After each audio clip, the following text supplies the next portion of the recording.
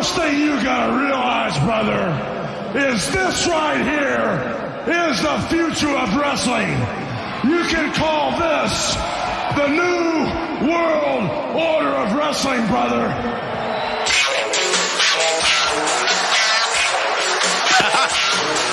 What's good, brother? Hollywood's famous groupie said my party is amazing. So drunk, pissing in the face basin. Every bitch in the party's not basic. NWO, own those hoes. They want a good time or something in their nose. These foes we chose catching elbows. The wolf packs stay connected like Velcro. Strikes and blows, got your blood exposed. Take a shot of propane, turn me smoke. Weapons in the cabinet, stay immaculate. Bulldoze challenges, cause I'm not having it. Rather for the obstacle, popping you an arsenal. 32 particles, rated in the article. Rockstar lick, poor licks on this. Equipped with hits, let drop this bitch. Silverback a rap or call me Hollywood. Throwing up the wolf pack for Hollywood. Fucking Indian bitches from Bollywood. International, but I'm Hollywood. Silverback of rap or Hollywood. Throwing up the wolf pack for Hollywood. Fucking Indian bitches from Bollywood. International, but I'm Hollywood. On me strikes with gorillas that snipe. Catch you in the windpipe with a spike leg pipe. Big boot hit tooth, here comes the finish.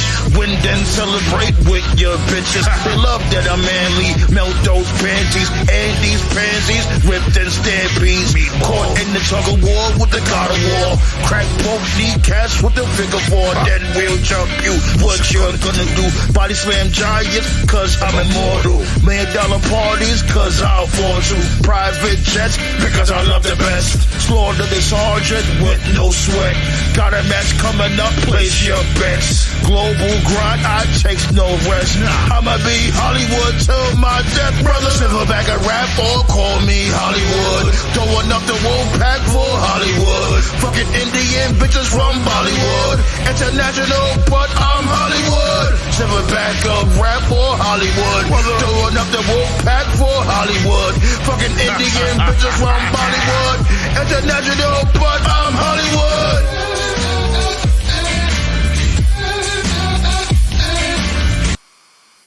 Yeah. 1, 2, 1, 2. TKO, what's goody? Council Roundtable, signing back in real quick. Episode 125. We talk about the old-fashioned rats and let y'all know what's happening. You dig?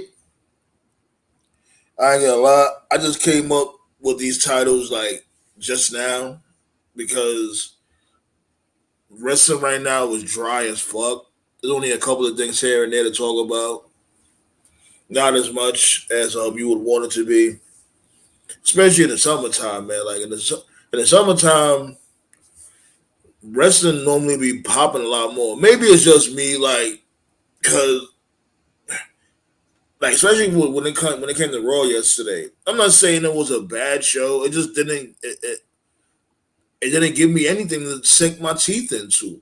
Yeah, stories progress and all that, but it's more than that. Like, be entertaining. Be more creative, you know? And like I said, I'm not saying yesterday was a bad show. Not at all. Definitely be. Hot Pockets be making me hungry. You already know this is brought to you by Hot Pockets. Make sure you get the sandwich ones. They got the Hot Pocket sandwiches too. Make sure you pick that up at your local grocery store.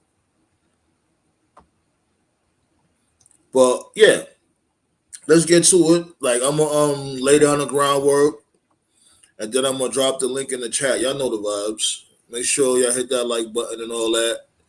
Wipe your feet before you step in the house. You know the vibes.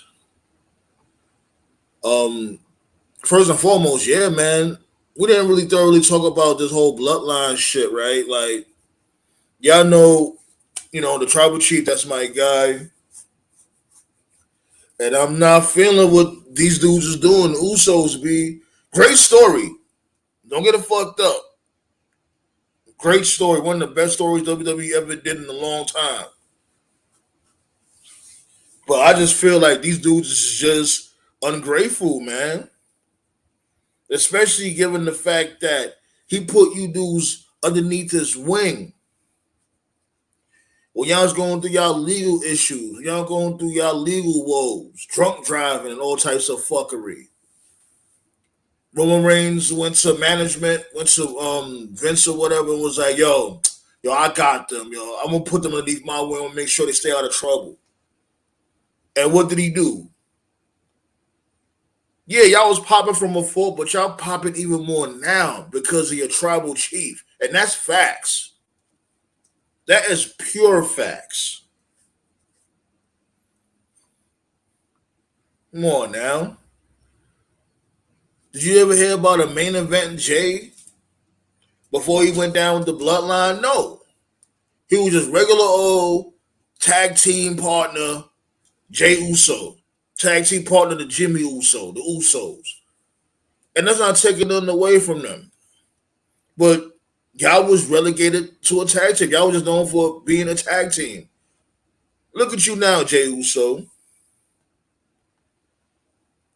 Now you in talks of being the one to take the belt, the undisputed belt, over Roman Reigns. Look at how this dude brought you up, the tribal chief. What's up, ballet dancer? Know what I'm saying? Let's really be real. Y'all walking around with 4 belts. Beat Rated RKO. Rated RKO. Yeah, that would have been the day. RK Bro beat them for the double championships. Y'all on top of the damn world. Got all the gold. Why? Because of the tribal chief, Roman Reigns, B. And you notice ever since then, ever since they got down the Bloodline, you don't hear about no incidents of them drinking or driving, nothing.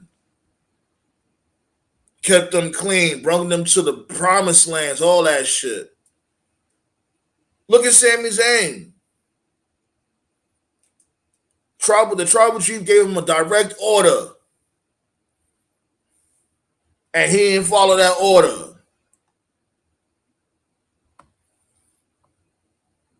I'm cooking. I'm like I said, you're not hearing me. I'm gonna drop it in a second.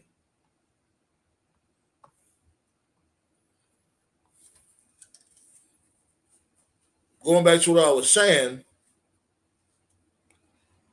look at Sami Zayn. Look what happened with him. Sami Zayn was a straight up mid-carder, and that's facts. After this dude, Roman Reigns, got through with him, now not now, but from at that time, he was looked at as a main eventer. He was like, yo, Sami Zayn's the one that's going to take the belts off of Roman.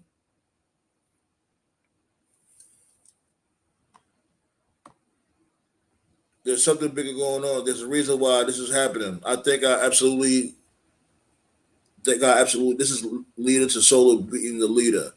Solo can't be the leader. He's too green. He's too green right now. Like, if anything, Solo's just gonna go on his solo run. And I appreciate y'all for pulling up. You know what I'm saying? Definitely appreciate y'all for pulling up. Hit that thumbs up. And I'm about to drop that link in a second. Y'all just relax, all right? Y'all got to remember, be like, I understand y'all want to get y'all point across, but I lays down the groundwork and get everybody, you know what I'm saying, get everybody situated, get everybody pumped, and we get through the motherfucking topics. That's one of the topics, as a matter of fact. I think these dudes are ungrateful, and it is what it is. The other topic is Carlito Caribbean Cool. Like, basically, there's rumors out there saying that he's in talks with WWE. As a matter of fact, the rumors out there, Carlito comments on the rumors that he signed the contract with WWE. Carlito says the rumors are true, but it's not the rumors you think he's referring to. Following Carlito's surprise appearance at WWE Backlash last month, wrestling fans were hoping to see more of the former United States champion. A new result suggested that he will, as F4WOnline.com's Dave Meltzer reported, oh God, that Carlito canceled an independent show he had lined up for July 15th in Canada. Upon canceling his appearance, the 44-year-old informed that the promoter, Devon Nicholson, that he had signed with WWE. Really? But this is Dave Meltzer, so you can take that with a grain of salt. This report was later corroborated by SC Scoops, who reached out to the promotion in question. Great North Wrestling GNW's Anthony Ambrose provided the following statement to them. Carlitos informed Great North Wrestling EVP Jack Kilby on June 14th that he pulled out of our July 15th event in Smiths Falls, Ontario, that he had previously agreed to because he had resigned with WWE, and it would be a violation of his contract. He returned his deposit, and we are currently in talks with several other ex-WWE stars to replace him at the event. Carlito and WWE have not confirmed nor denied his status, but the former WWE United States champion did have a little fun with the rumors during a weekend appearance for House of Glory. Carlito took a mic and said the rumors were true, that he thought El Hijo del Vikingo all of the moves that he taught, El Hijo del Vikingo all of his moves in his arsenal. My bad about that, y'all. So yeah, B. And for those out there that don't know, this dude Carlito faced Zack Ryder, aka forgot that motherfucking name in the Indies, but he faced him at HOG.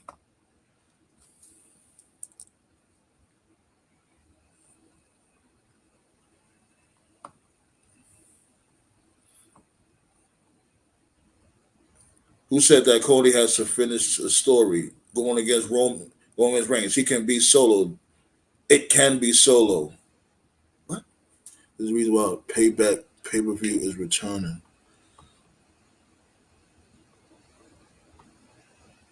I see you, Black Star.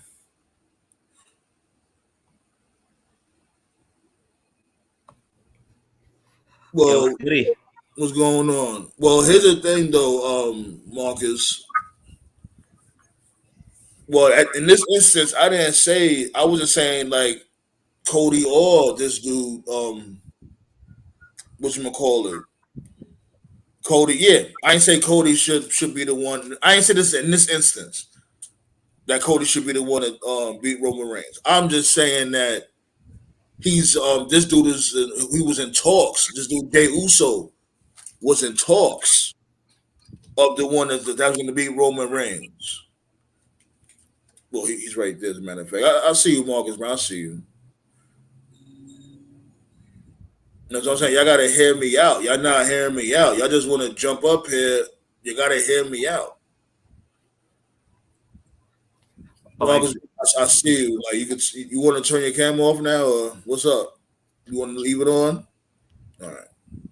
But to me, this is leading up to something bigger. This has to be leading up to something bigger. Yeah. I agree with Black Star 15. I feel like that he made a good point. This is why I fucked with Black Star 15, because he made a good point. He said there's a reason why Heyman is in Solo's ear and stuff, because Solo is going to be a swerve. They already planning on turning Reigns face and stuff. So the Payback pay-per-view, I expect this to happen. I expect some way, somehow, Solo and Reigns go get into it and stuff, and they go have a match at Payback. And then Heyman is going to low blow Reigns or do something to Reigns, or Guerrillas of Dynasty or whatever, God, either or, they go attack Reigns and Solo is going to defeat him. And I think the Payback is before War Games. Then we get the new Bloodline, which is the original Bloodline, as faces.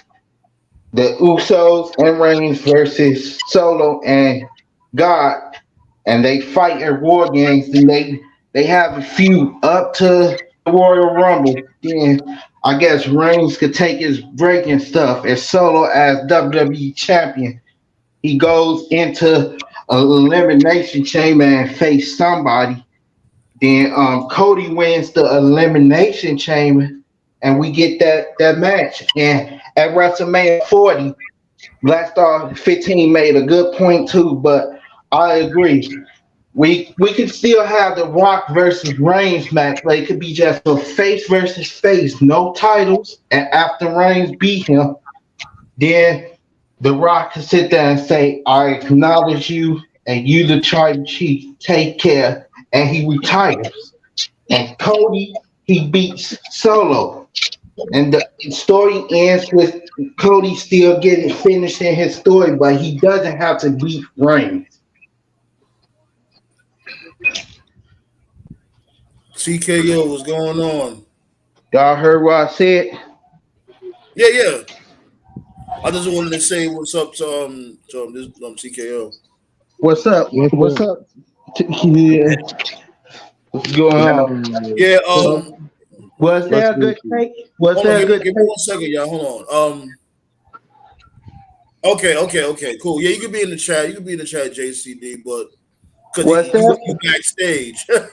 It showed you backstage. I don't think he was gonna pull up. Sandman, was that a good take? Here's my thing though, right? Like, I understand everybody is feeling Solo and shit. I'm feeling Solo too. I think he's been built great. You know what I mean? But he's not the star in all this shit. It's either Jay or Jimmy, mainly Jay. But he can't be built into a bigger star heading to Payback. Because Payback is before War Games, I believe. Yeah, but here's the thing though, right? Like, why that can't be a payback for Jay Uso or something? Why it gotta be Solo? Because Jay, that's SummerSlam. Yeah, that's right. That's right. We go get Reigns versus Jay at SummerSlam, and that match probably gonna have Reigns being like, even though Jay gonna lose, Jay gonna take him to the absolute limit. Then Reigns gonna be like, "Oh, my cousin is tough," and the WWE could build off this, and the Usos to sit there and get in Reigns' ear and tell him what's going on. They convince him to be back on their side, and Solo go feel betrayed after this because he picked Reigns over his brother. So after Reigns turns on Solo, or Solo think Reigns turned on him, then we could build off that. What you think, TKO? I think that sounds pretty interesting, to be honest with you, considering the fact that they've been talking about Solo going against Reigns for a minute now. That would be an interesting way to do it, but I'm still not convinced that fans are going to accept Reigns as a babyface, considering the fact that they've been trying to do that for the past, decade now, and it hasn't worked. This time, when Reigns becomes a babyface, he'll be the biggest babyface. And he won't be a cringe babyface. He'll be like the Stone Cold babyface, like the tweener babyface side that he ain't gonna be cringy. He still gonna have his character. It's just gonna be a babyface tribal. It's gonna be a babyface tribal chief. So I won't be worried or nothing. So that's what I wanted to say. They can make it work. WWE can make it work if they do it right. No, his theme has to change. We're talking about WWE now. Yeah, plus, y'all gotta remember this. Y'all gotta remember something. Whether in WWE, AEW, or any promotion, if you want somebody to be a babyface, it's gotta happen organically. You can't force the shit. They won't force. They won't force it if Solo is the one to turn on him though. They'll do it slowly. I ain't talking about just up right there. They'll build off off that payback pay-per-view. They'll build it for weeks and stuff. Lead it up to War Games. I'm thinking as a smart person who watches the product like everybody here. Everybody here watches the product like fans supposed to be. Fans of wrestling supposed to be. Right. I'm looking at. That's why I see a market. That's why I see by my perspective of wrestling and stuff.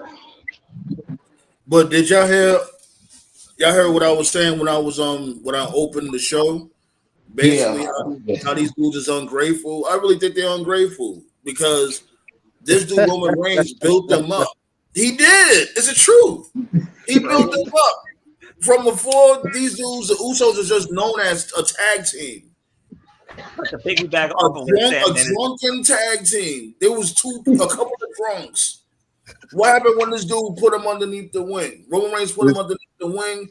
This dude, first of all, they became double champions, and then not only that, this dude Jey Uso became a bona fide main eventer. They call him main event Jay. Yeah, because before that,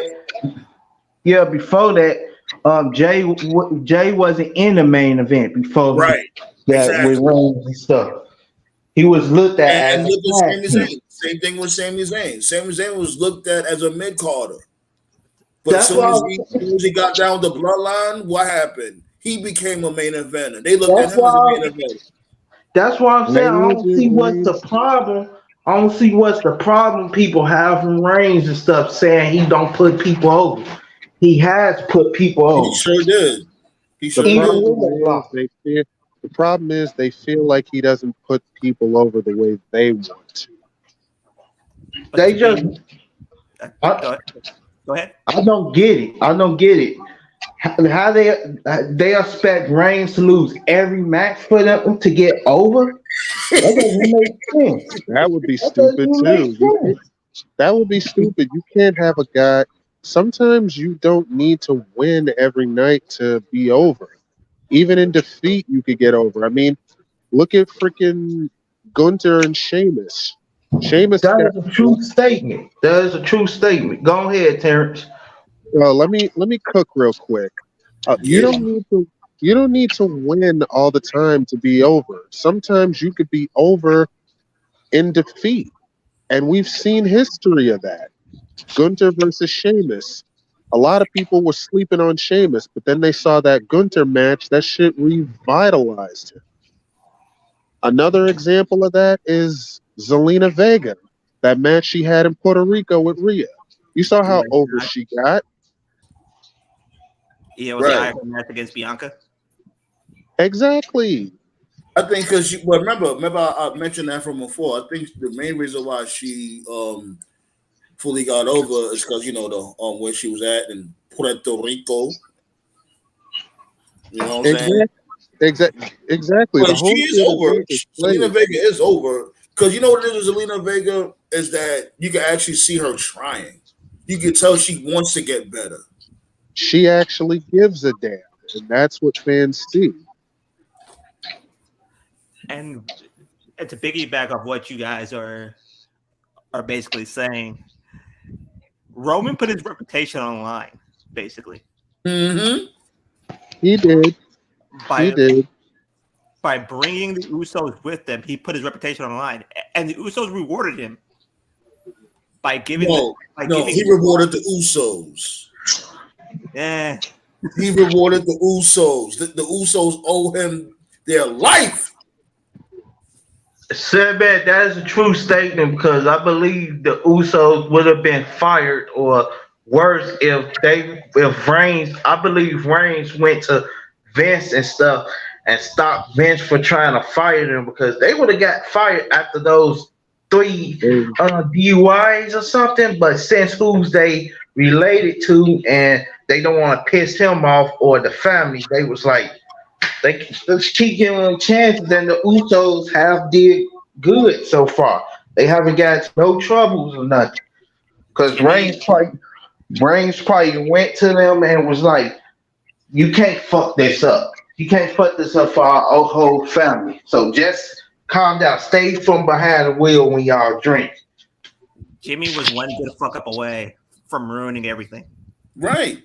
And what did the tribal chief do? The tribal chief told management, told Vince, whoever, like, nah, yo, I got them. I'm gonna make sure they stay out of trouble, and I'm gonna make sure they basically elevate their career. And that's what he did. Remember, he addressed it like he didn't really go like into depth, but it was a backstage segment, and he addressed it like for a short period of time when this dude just came from getting his DUI. And ever since then, like they went straight to the fucking moon. So Virgo Bay said, first of all, what's going on, Virgo Bay? What's going on, JDC? Any God was goody with the drinks at. You know the vibes. Virgo Bay said, let's be honest, it's not because Cena did not want to put Punk and Bryan over. Cena used them as a leech to get crowd pops. The crowd put them over. Yeah, that's true. So basically, that's because they having a conversation in the chat. They was basically talking about how Virgo Bay said that Roman put over more people than Cena. To a degree, he kind of did. Now, as for that whole Devin Nicholson thing, you know who he is, right, Samuel? Who? Devin Nicholson. Know who that guy is, right? Devin Nicholson. Oh, that promoter dude from the Carlito shit I was just reading. Yeah, like he's Hannibal. Remember that match in Puerto Rico where he stabbed where Hannibal stabbed that guy in the head several times and got it stabbed him in the carotid, that old referee. Oh, him? That's Devin Nicholson. Okay. Yeah, so I don't trust a damn word that comes out of his mouth. But that's the thing. Carlito said it too. Carlito said the rumors are true. That's what Carlito said. If it's true, he said it's not the room. It's not what you think it is. That's what he said at the beginning of the article. If it's true, then yeah, a blind squirrel sometimes gets his nut. Carlito returned and stuff. Y'all heard what he got as his deal? It said he gonna be a wrestler / coach / producer, which is good because he could do some matches and produce matches at the same time. The thing is, the dude is 44 years old. He don't even look like Carlito don't even look like he's 44 years old. Nah, I thought he was 35. I thought he was 35. Like, exactly, dude kept himself well together, man. He was doing some stuff over the Indies, too. Mm-hmm. Carlito was probably one of the best heels in the early 2000s. Carlito was entertaining as hell, bro. Like, seriously. Yeah. The rivalry between him and the Masterpiece was funny as hell. That storyline with him and Cena was must see TV. And he beat Super Cena, I believe. Cena was becoming Super Cena when he beat him. That was some fantastic stuff. Bro, he's the only one to beat John. He beat John Cena back to back, bro. Clean. Let that sink in. Clean. Yeah, so it sounds it is time Cena did do the job. So can't completely come at Cena sideways. The only one that they put people over was Triple H during his 2002 run. Oh God! Don't even bring up that debacle. That was a WCW burial. I stand by that. So, John said the problem people have with Roman's run is other than the last 9 months. No one got over or elevated after working Roman, and I don't think that's true. Not at all. Because because if the Usos count, they got over. Yeah. He say the last 9 months. Plenty of people got over. Plenty of people. Sheamus got over. Sami Zayn got over. Kevin Owens got over. Yeah, KO got over. Matt Riddle, one of the best singles matches he had was against Roman Reigns. To the degree, Cody got over because who's he's facing? He's facing the biggest heel, the second biggest heel in WWE. And he actually beat Brock, even though it was a screwy finish. He did beat Brock and stuff, so he's getting pushed. Everybody gets a push. I don't get it.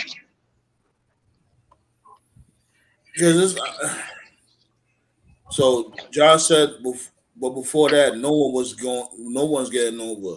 Well, here's the thing. Before that, they were still building main event Jay, while this dude Jimmy was still hurt. Like I get what you're saying. Like when he came to his opponents, you know what I mean. I understand that, but it's like that's why he's saying he getting them out the way. He's smashing them. Pause. Like he's trying to tell motherfuckers, you're not my equal. The most humiliating pin was when he dominating. when he stacked Brian Danielson. That was yeah, remember oh my god, that's double buried. Both of them got buried. I'm like, damn, no, not at all. Why did I be for that shit look epic. He showed dominance. That's what I'm saying. Nobody can be dominant anymore. It's always somebody that's gonna complain. Oh, he's not around. He's not around a lot. He's not around a lot. He's a champion. He's not around a lot. If a motherfucker's around, he's around too much. He don't feel special no more. He's boring. It's like, what the fuck you motherfucker to do? That him not being around actually works when he do appear because people want to see him when he appears. Why we gotta appear 52? I agree with Black Star when he said this. He don't expect Reigns to be on SmackDown every week, but perform at most of the pay-per-views, which he has. He only missed like one pay-per-view, I believe. This year. No, he be missing. He missed a lot of pay-per-views. I won't say like a lot, but he does miss a lot. You know, he's around for like the important pay-per-views. But here's the thing: he even came to Raw a couple of times. And to be honest with you, man, I'd rather him not being around doesn't really do. It's not like he's having like a Brock Lesnar type title reign where he holds the belt hostage for 6 months and then doesn't come back till the summer. Oh, that shit was fun. Yeah, he's defended. But at the same token, look at Hulk Hogan and shit. Hulk Hogan did the same thing. So what's the difference? He's defended the title. He's defended the title more than Hulk Hogan did in his prime. Right, Hulk Hogan defended the belt once a year. Reigns almost defended the title almost 50 times. Then at a live show, he just recently beat Rey Mysterio at a live show. So, and he hasn't got injured. That's not that much of an accomplishment. That's crazy. He's taking a break off too because he hasn't really got injured or nothing. The last major injury Reigns had was in 2014. That's when he had that torn abdominal muscle or something. It was something going on in his stomach. That was the only injury he had. And people want him to perform every week. No, he and that's the thing too. People forgot. Roman is still sick.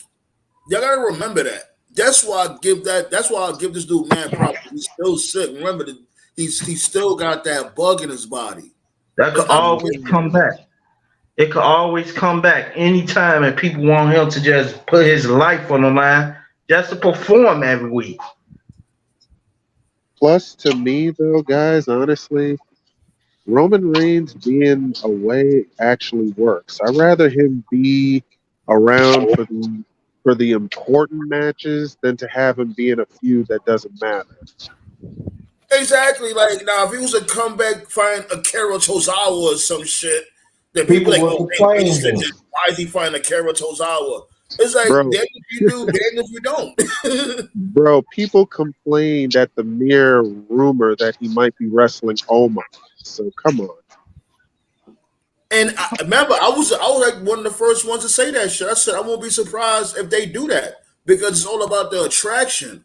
You know what I'm saying? Like if they stand like face to face, you know, we all know Omos is a bum. You know what I mean? Unfortunately, he's a bum. But just the aesthetic of, you know, that photo or that vid of this dude Roman Reigns looking up at Omos, that's gonna sell tickets to the casuals. Said man, I think it's people is mad because I guarantee you if it was somebody like Young Boy size fighting Amish, they would not have a problem. I think people have a problem when it's guys that's I'm not even talking about giants, but I'm talking about I'm bringing up AEW for a second. Oh I boy. have a problem with AEW. I have a problem with AEW because at least push one big guy in that company. I ain't talking about a giant. At least push one guy. I ain't even talking about everybody. But Tony Khan, he has his favorites and stuff, and people expect WWE to do the same. Like Your favorites, what? You know, nah, but Marcus Brown is right though. Marcus is right because What'd he say? from before, like when AEW was in its inception, they didn't mind pushing like a Luke Harper, a Brian Cage. Remember, Brian Cage was dominating, even though he had the FTW belt, but he was still dominating. You had them big dudes that was, you know what I mean, that was in center stage on their way to the next plateau. But I would like to clarify a statement I made earlier today. Hold on, wait. I'm gonna let you go, Black Shaw, but Okay. let me answer this. Let me address this statement right here that Don said. Business is way different then. Yeah, it was way different. And look what happened. At that time, they made a lot of money. Like Hogan made a lot of money. You know why he made a lot of money? Because he was must see. He was must see. You know what I'm saying? Bruno Sammartino, must see. Yeah, it was the old days, but it worked. And it can still work nowadays. Look at Bum the Taker. You know what I'm saying? Was he around like that? Like when he when his career started winding down, he got more popular in a way because they knew, like motherfuckers knew, oh, it's close to WrestleMania season. We're gonna see Undertaker show up. This dude, and it was the point like towards the twilight of his career, this dude was getting paid like close to $1 million a match. Taker's worst match that by much far. before. Taker's worst match by far was that WrestleMania 9 match. Jesus Christ. It was way different, but it worked. I I see. grew up during that time also, my guy. Like I said, I'll be like, we may have a difference of opinion. All of us have a difference of opinion, and I like that. I don't want everybody to disagree. You know what I mean? I want everybody to have their point of view. But I grew up during that time also. I've watched just about everything, more than WWF and WCW. I watched AAA, all that shit. I even watched. At that time, I was in the Bronx, so they had motherfucking It was like a public access show with backyard wrestling. I watched that too. Like I'm a real wrestling fan. And, and I heard somebody earlier on Instagram saying the Undertaker was the worst wrestler ever. Like, come on. He's a Somebody bum. literally said no. Somebody said the Undertaker was the worst wrestler and worst character in wrestling history. No, I I wouldn't. Yeah, me like I call him Bum the Taker, but I wouldn't go that far. I wouldn't say he's the worst, but Bum the Taker, yeah, he was a bum. That's my opinion. Because how you know if a winning one match a year, my dude, you're a bum. I mean, during 2007, he was wrestling more and stuff. No, He but he was was losing. Really go back and watch. I keep telling motherfuckers, really go back and just watch this dude's career First of all, when he first started off, this dude was slower than molasses. He How was far do you like go? a snail How far do you want swimming to go in back? sugar. Sammy. Yeah. Yo, you hear me? Yeah, I can hear you. Okay. Like I was saying, like how far do you want to go back?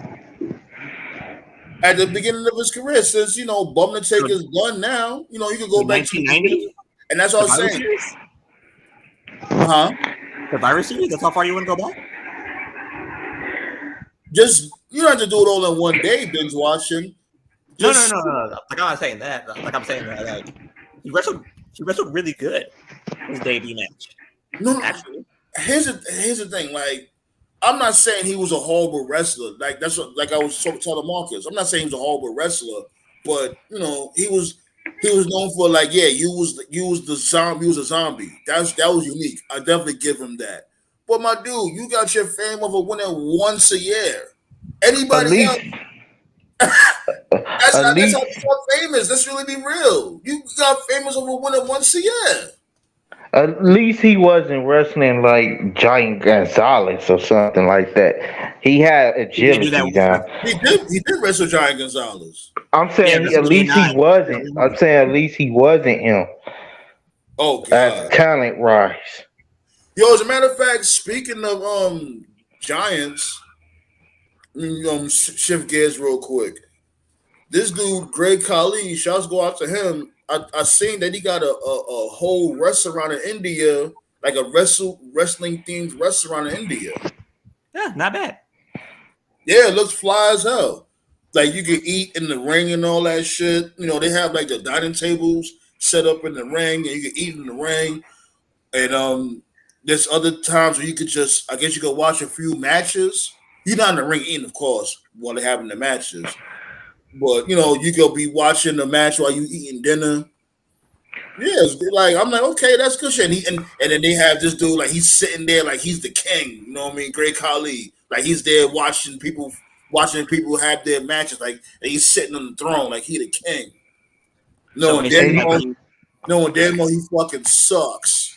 like he Anybody go Like he's Shao talk Kahn, right? Like anybody go talk about Braun Breaker tonight and what he did? He was incredible. What did he do? Oh, his match with Seth Rollins. He lost success, but he looked like $1 million. Well, I predicted. As of like WWE is We big, knew Braun Breaker was ready for the main roster. We all knew that. I mean, I don't think any of us have ever said a bad thing about Braun Breaker. but the crazy thing is, Rollins was doing stuff in the match that he haven't did in years. He was everywhere. Like that Colorado was really, really good. Like he did 3 suicide dives. He haven't did that in years. Oh God. So wait, hold on. Let me get this straight. So Marcus, any other time you would bash that because you said from before that you didn't like when the big dudes is doing that shit. You rather the big dudes, stay in their lane. So why is it? No, saying man, I was saying that it's all right that they can be athletic and do flips and stuff, but it just can't be too much in every match. But come on. It's like you gotta be overkill when you just do too much of the gymnastics. It's good when you do a few spots. Snyder family was always freakishly athletic. And they was. I seen matches from the whole family. It's crazy that his uncle and father never was world champions. Scott was a world champion. I'm saying in WWE. I'm talking about in WWE. Oh, we knew they would never be world champion in WWE. Come on now. I mean, look at how Scott Steiner debuted in WWE. He was the hottest free agent. Then they signed him, put him in a world title match against Triple H, lost both times, and never recovered. He should have won that. He should have won that chamber match in 2002. To be honest, whoa, he wasn't in that match. No, I'm talking. Oh, my mistake. I mean the match after the Elimination Chamber when he faced Steiner. He should H should have lost to three guys that year. Booker T, Scott Steiner on Goldberg, which he did lose to Goldberg, but he should have lost it at the elimination chamber. Yeah, I agree with you when it comes to Goldberg and Booker, but Scott Steiner, he was a walking boss fest. And I'm not gonna He lie, should have why definitely. you breathing so damn hard? What you? What's going on? You all right? You talking to me? Yeah.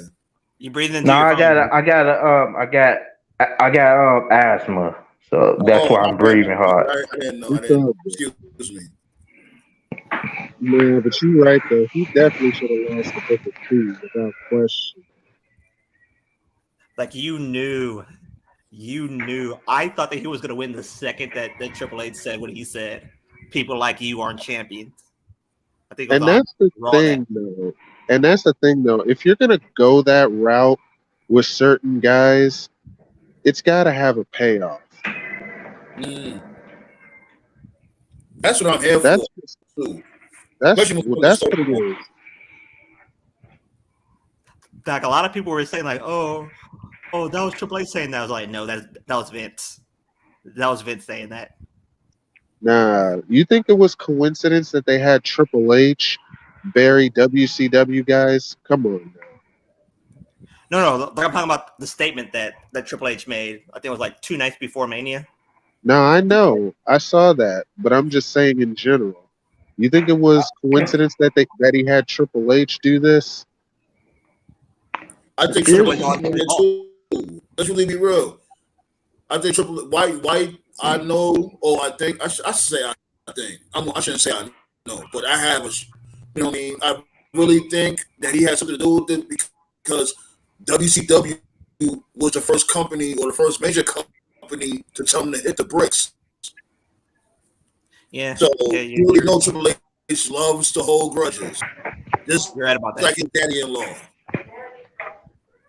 I mean, he flat out said WCW was a joke on air. So, yeah.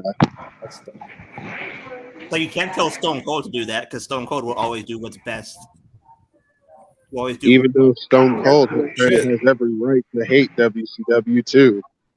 No, but he said Stone Cold always do what's best. That's bullshit. It's how Stone Cold didn't want to do the job. And he was supposed to do the job.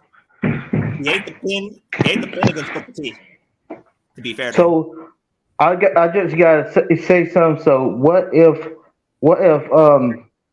Booker T won? Who would y'all book for him to face next? Triple H. I love doing what if. No, I'm saying what if Booker T beat Triple H? It don't matter. You know damn well Triple H would have came right back in the rematch and got his belt right back. And then Randy Orton would have beat him. So either one. Man, they would have hot potato that thing back to Triple H. They did it they did it for the past 3 years with that reign. That was crazy, though. I said it. To answer your question, Marcus, I would say this. I wouldn't mind them basically going back to Booker T and Chris Benoit's history, and he put the heavyweight championship on the line. Booker T, let them have that. Have to go back to that best of 5. Remember that best of 5 shit that they had in WCW? That was some good matches. I wouldn't mind they did some shit like that. Like have this dude Booker T look like a real workhorse with that belt. Didn't they do the best of 5 with Benoit and Triple H and WWE? No, they didn't. They probably did. I would have did a 3-match series with the Booker T and Benoit match. I would have had Booker T win the first match, and both matches end in screwy finishes. But Booker T will win. But the third match, I would have had Booker T lose then. Wouldn't the series be over if Booker T wins the first 2? No, not clean though. I'm saying the matches went in to give reason for him. Best of 5. So this dude, Bad Wawa, had to win 3 back to back. Yeah. So you're turn Booker T heel? I think that would have been, to answer your question, yeah, I think that's what I would have did. And then after that, you circle the block, you come back to Triple H, and then Triple H take the belt back. Because eventually that was the end game. That was going to be the end game of this dude Booker beating at WrestleMania. That shit was coming right back like a boomerang. So it seems like H was being booked in 2002 like he was 100 overall or something. Oh, yeah. Obvious. Yeah. And I loved it. I don't care. I was a big Triple H guy. Like, Triple H was my guy, yo. You know what I mean? Triple H was such a fantastic asshole. Triple H was he's a motherfucker that you love to hate. Do we got any wrestlers that could bring that type of heat today? Anywhere? Not really. In WWE, not so much. Not even in AEW. No, nobody can bring that hatred like Triple H. So Dominic can't bring that type of heat. He's getting booed to death. He can't even get a word out. Yeah, he do got to win titles though. That's great heat, and people will say Dominic don't need a belt. He don't need a belt. He's already over as is. Yeah. Dominic gets great heel heat. I'm not gonna lie. I compliment it all the time, but to me, he's got Get that link, Marcus, if you want to come back up. But to me, he's got to sharpen his skills a little bit more. Give him more ring time, and I think this match with Cody could really get him over. Yeah, this is his time to shine. Yeah, he's got to stop doing the 619, in my opinion. Yeah. That's one thing I definitely agree with. Me personally, I don't think Dom. I'm not calling him that. I don't think Dominic is bad. Yeah, chill, dude. Because Bally Davidson said that shit. Yeah, he may be a cornball, but that's what gets him the heat. He knows he's a dork. He's a cornball. He knows that. That's what gets him the heat. Dom's a dork, but he's a dork that I like. To me, if you really want Dom to be a real heel, have him stop doing the 619 and fully embrace trying to be Eddie Guerrero's son. You know what I mean? I would want to see that. Do the frog splash? Remember I said from before, he should be. I remember I said from before. I don't know if you guys remember. I said that he should be. He should rename himself to Dominic Ripley. Really go there. I mean, why not? I mean, really go full heel with it. I mean, he already looks like Eddie Guerrero from WCW anyway, so why not go all the way with it? Hey, he does, you heard Rhea Ripley said, you heard Rhea Ripley said that's her Latino heat. You know? I so thought that Dominic was gonna come out to lie, cheat, and steal. Just to hear that LA crowd just boo the Blackstar did he did predict that at WrestleMania. I wanted it too. And he also predicted that, but she messed up herself. He predicted at SummerSlam, Vicky would have came out with him to embrace that heel. The heel run her, Vicky and Dom come out to Eddie's thing. Watch he get booed to death, but she screwed herself. Yeah, it's a rap. She's Vicky Guerrero's done, honestly. Yeah, she wasn't really wanting like that any fucking ways. So. And did y'all hear? And did y'all hear the rumors that WWE was close to bringing back Velveteen Dream? If he just didn't mess up, Velveteen would have been incredible on the main roster right now. Yeah. Triple H's first hire was supposed to be Velveteen. I really believe that. Yo, I had so much high hopes for Velveteen Dream too, and what's crazy is his matches were bangers. Like literally, he hit a home run in every match he had. And his match Exactly. Did he against even have a bad match? He no, has not at never had a all. Dreams never had a bad match. Go back on NXT, watch his matches. The match he I had know, with I know. That's what Ricochet. I'm saying. I just want to make His best sure I'm matches, not mistaken. I used to watch NXT faithfully. I mean, when it was only an his hour long, I said that is perfect. That's because nobody's not trying to be sitting here watching no wrestling for no 3 hours. It don't have to be that serious. his his match. To be honest, his matches with Ciampa and Aleister Black was fantastic, and the Oh yeah, rivalry with Black, yep, the rivalry Yep. with Black was top tier because Black wanted him to acknowledge him or something or say yep, his yeah, Say yeah. my name. name. You know, he wanted to say his name. He's like, "Yo, say my name." And And what's then even he more have crazy, then He he kept what's have telling even him to more say his crazy name, about bro. that match, But just put and a what's even pause. Just more crazy pause. about that match, though, bro, a lot of people still weren't taking Dream seriously as a wrestler. Then they saw that match with Black, bruh. then he Yeah, and have Black that's on why he his. wanted him to say his name. Because at that time, Aleister Black was solidified. That's why he wanted Then Aleister he Black to say his name. That was the did he very have first Black on his NXT match. pants? Did he have Black on his pants that match too?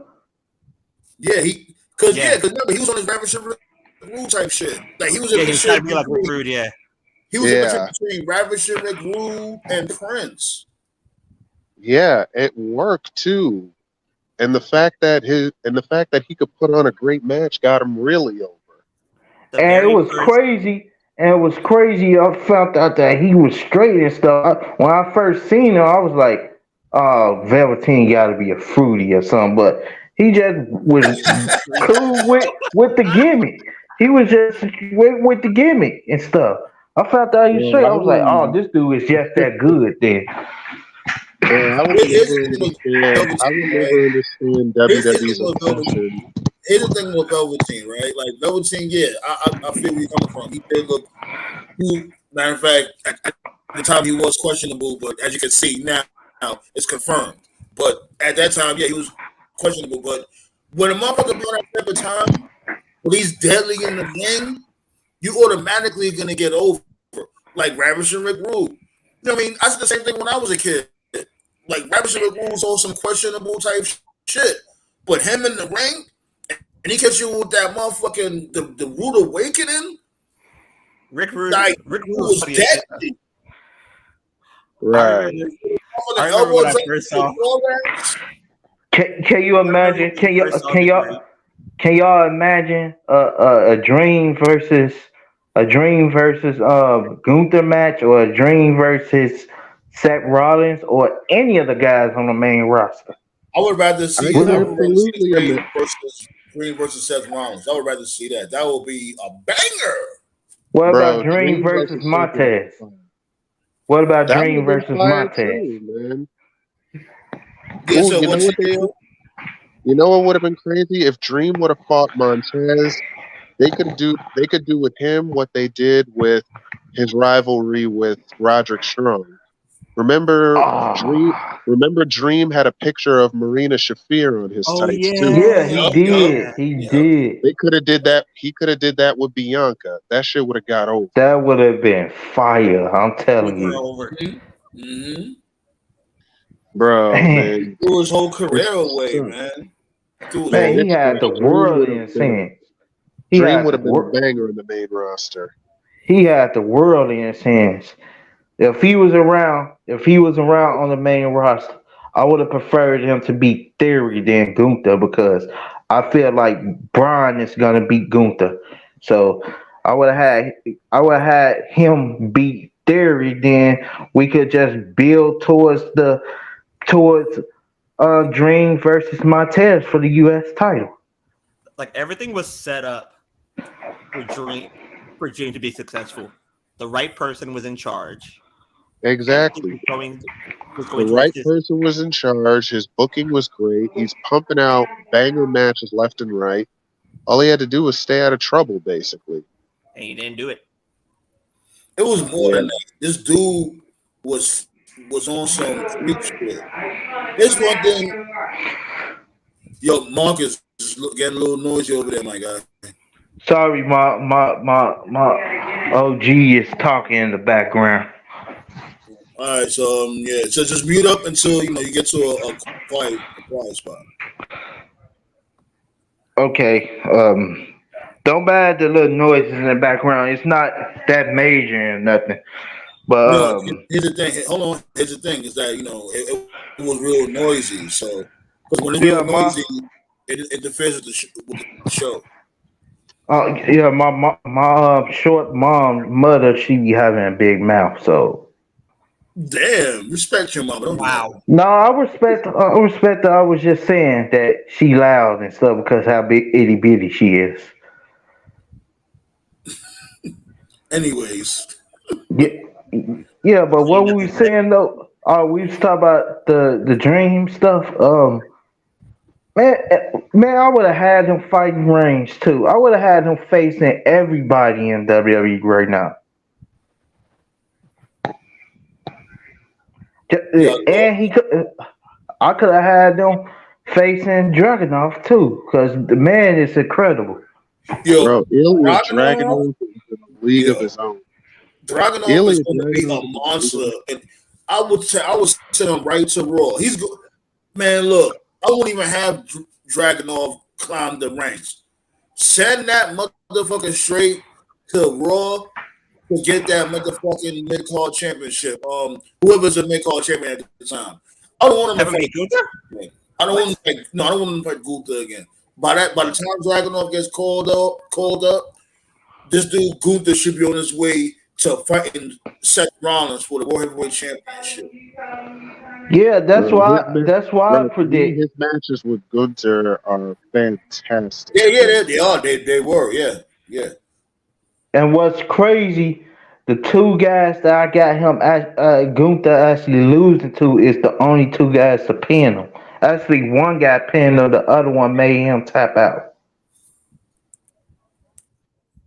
Mm. What are you talking about? Dunn and No, Dragunov and Braun is the only two to pin Gunther.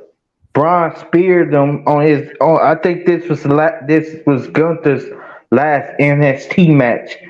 I think he was facing Braun. I think it was for the NXT title, and he wound up losing. He got speared, and y'all know about Dragunov making him tap out. so you basically want Braun to turn face when he gets called up. No, I would do a swerve because I don't want Braun turning face. I would do a swerve, but I would not have Gunther going full blown baby face. So that would be a Who, twist. Braun? No, no, Gunther because Braun he should be face. I mean, he should be healed for a few years. I don't think Braun. Excuse me. I don't think Gunther should ever be a face. He No, I like ain't saying full blown heel. no, no, no. I I'm mean, just not saying full no, blown nothing. face. No, like Gunther, like in a way, it's like somewhat they teased it just a tiny bit with that damn Raw segment that they had backstage. Well, WWE they done heel versus heel matches before. No. I'm not saying that. Remember when they was having a discussion backstage after they supposedly broke Matt Riddle's leg? Yeah, They just was that happened last night? like it was a casual conversation. Like, yeah, I'm like, first of all, y'all should be fighting each other. Why y'all standing there having a conversation? It be the shit like this that be pissing me off. It's like, yo, like, come on, like when motherfuckers will be backstage and they have like a discussion or whatever, it'll be a heated discussion. Yo, I ain't gonna lie, Marcus Brown, you're killing me. It's real loud where you at. I'm in the room. I'm in the room with the door closed. Let me hold on. Let me mute real quick. Yeah, And mute up real quick, please. Cause okay. like it's mad loud over there. Like, geez Louise. Yeah, that threw me off. I forgot what the fuck I was saying. nah, was but talking about you ain't talking about a wrong meeting though. backstage with Gunther Wait, and Yeah, all right, yeah. Like y'all remember that segment last night, right? That they had backstage with Gunther and this dude Kaiser Roll and the KO and Zayn. Y'all remember that? It's like Yeah. All right. Can y'all hear me now? Yeah. Yeah, you're a little better now. All right. So, Yeah, I hear what you're saying, man. but if y'all don't want good to turn face or tweener or whatever, they could do a heel versus heel match. They done it before.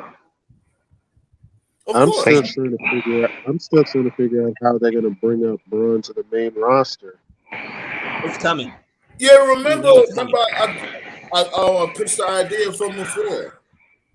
Remember I told you I was like, yo, I would have had this dude, Gunther, just basically want to just have an open challenge at SummerSlam. Don't get this dude Gunther no opponents. Just have him come to SummerSlam and have an open challenge. So you just going to ask for a test? And then that's Right. what it would have been more special if Braun Breaker didn't fight Seth Rollins. That's the thing. It would have been a genuine surprise if Braun Breaker would have just showed up at SummerSlam, right? I would not do that match at SummerSlam because Gunther he ain't gonna beat the IC Championship reign then if he lose at SummerSlam. And that's why I was saying, who gives a fuck? Gunther ain't losing. Who cares? Like to me, Gunther isn't the person that Braun should beat. Braun should beat Austin Theory. It's about time that he loses the U.S. title. Why is it? Yo, hold on, wait, top. It's mad noise. Like, all right, now you good? Okay. Because when you had pulled up, Toph, it was mad noise. Like, what's good, Toph? 1 2 1 2. Okay. Yo. Is that Tony Khan? That's Tony Montana. Toph be killing me with these. He be killing me with these thumbnails. A couple of weeks back, he had a Psycho Killer as his picture. I think it was Candyman. You need people like me, man, to say that's the bad guy. So don't be booking no championship contenders matches or a TNT title on this show since you Tony Khan tonight. No, we booking Coke on the pole matches, bro. Shots go out to Tony Khan for booking a decent Collision. I think I'll say it again. I think Collision was decent. It was solid. It was solid. It was just it had some questionable decisions. That's all. What you guys up to tonight? Well, I know you see the topic. I was basically talking about how ungrateful the Usos and Sami Zayn is when it comes to the bloodline. Yeah, Sami was pulling his hair out after that Jey Uso kick. So did you hear the plan? Did you hear the plan that me and Black Star said how Cody should win the title? Who said it had to be Reigns he pins? I said WWE, it seems like they building towards Solo and the Reigns at Payback and stuff. And Reigns, that's how Reigns turns face. He rejoins the Usos, and Solo he builds his own squad. They feud up to the Rumble, and WrestleMania 40 could be different. It could be Solo versus Cody for the WWE title, and he finishes his story right there. It doesn't have to be Reigns necessary. It's just based on he has to. Now, I've been talking wrestling with Toph for like close to a year now. Topher's not gonna like that. Hey man, you're putting more effort into this than Triple H and Vince are. I'll tell you that much. I mean, it makes sense because Cody pinned him once. He could do it again, and he could finish his story because he's after the title, right? It's not who he beats for it, as long as he get the title. No, that's where you lose me again. No, not that. I mean, it makes sense on who's involved. Whoever is involved in this story that got the title, Cody can beat then. Roman, whoever beats Roman, supposed to be that next one that takes us to the next stage when it comes But to I'm trying to do. I'm trying to do. WWE. I'm trying You to can't just do. wait, hold on. You cannot use a Universal Championship as a plot device. That's a horrible move.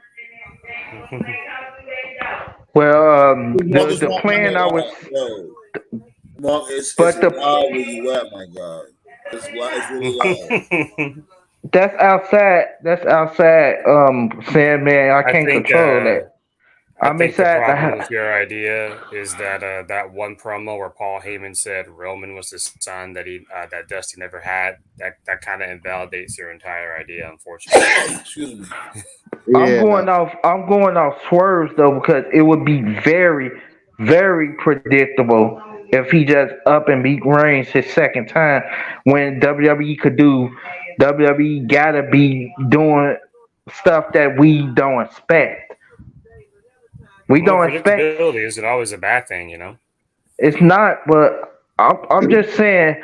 I'm just they saying already this. paying for the consequences of not having Cody win the first time. So But I'm saying this story didn't start with Cody. That's why I was saying that Solo could end it as it's his family that's feuding, and we could get Solo versus Cody. That's a match we would we would actually like to see.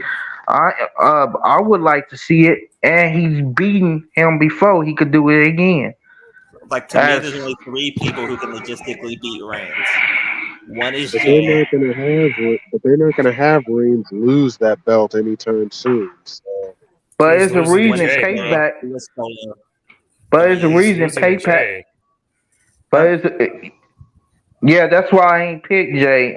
Because he would have to do a lot to be taken serious. But I was, This whole thing is Jay's story. All this whole story is Yeah, like about Jay. When Roman you can't first say he was turned saying a heel, lot. No. the whole story is about Jay. When Roman first turned heel, his first opponent was Jay.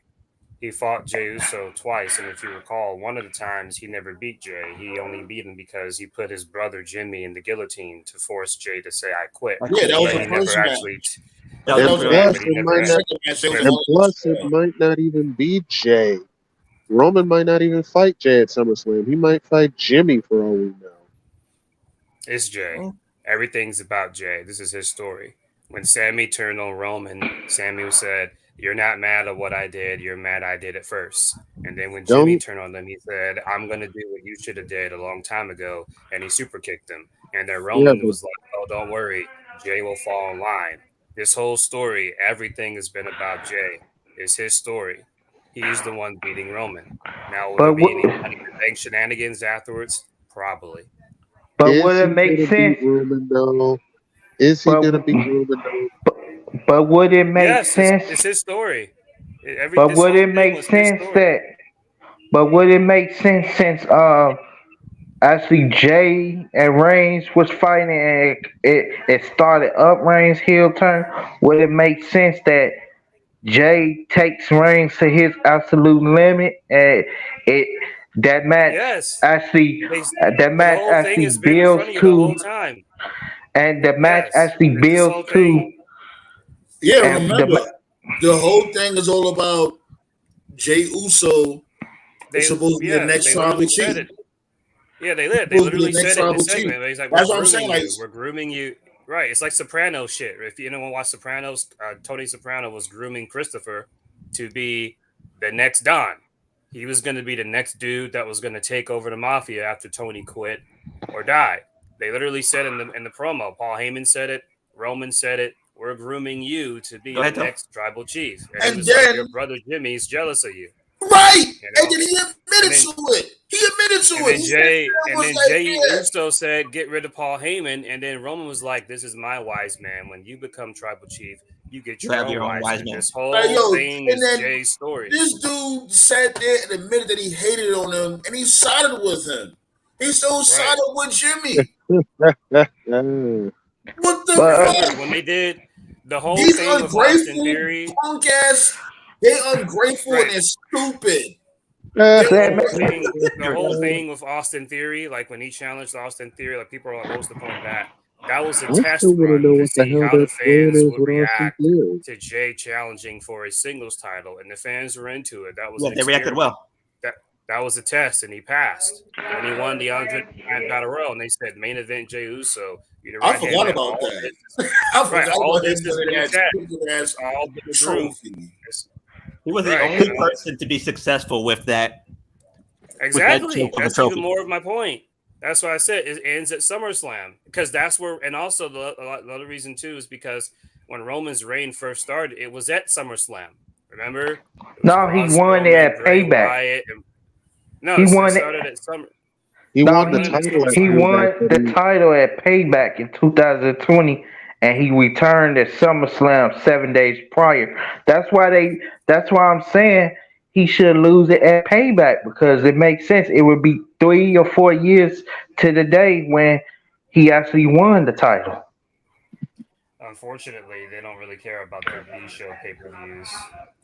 But who, like, didn't he lose? Didn't he beat Bray Wyatt at Payback? It was a triple threat. He beat Bray he beat Bray and Braun, but he pinned Braun at the pay-per-view. Right, and where they messed up was ever since they both came back, they just ignored it like it didn't happen. And that was the beginning of the end of Bray Wyatt. I even said months ago to Black Star, I was like, what if all this time, but this was before Bray Wyatt screwed up and something. He didn't screw up, the creator screwed up. I was like, what if WWE is bringing stuff back to only have Bray pin them, like it's a revolving door or something with this storyline? If nobody, like, it would make sense if Bray ends him, because he didn't pin Bray. Goods, bro. Bray's damaged goods, bro. Nobody cares about Bray. I know I'm biased against Bray, but nobody gives a fuck about Bray. Listen, Bray is damaged goods because for the third time in a row they failed him creatively. Like, how do you have 3 reincarnations of his character and fuck him up 3 times in a row? Because you can't wrestle because he was never good to begin with. He sucks. I've been telling you that for years.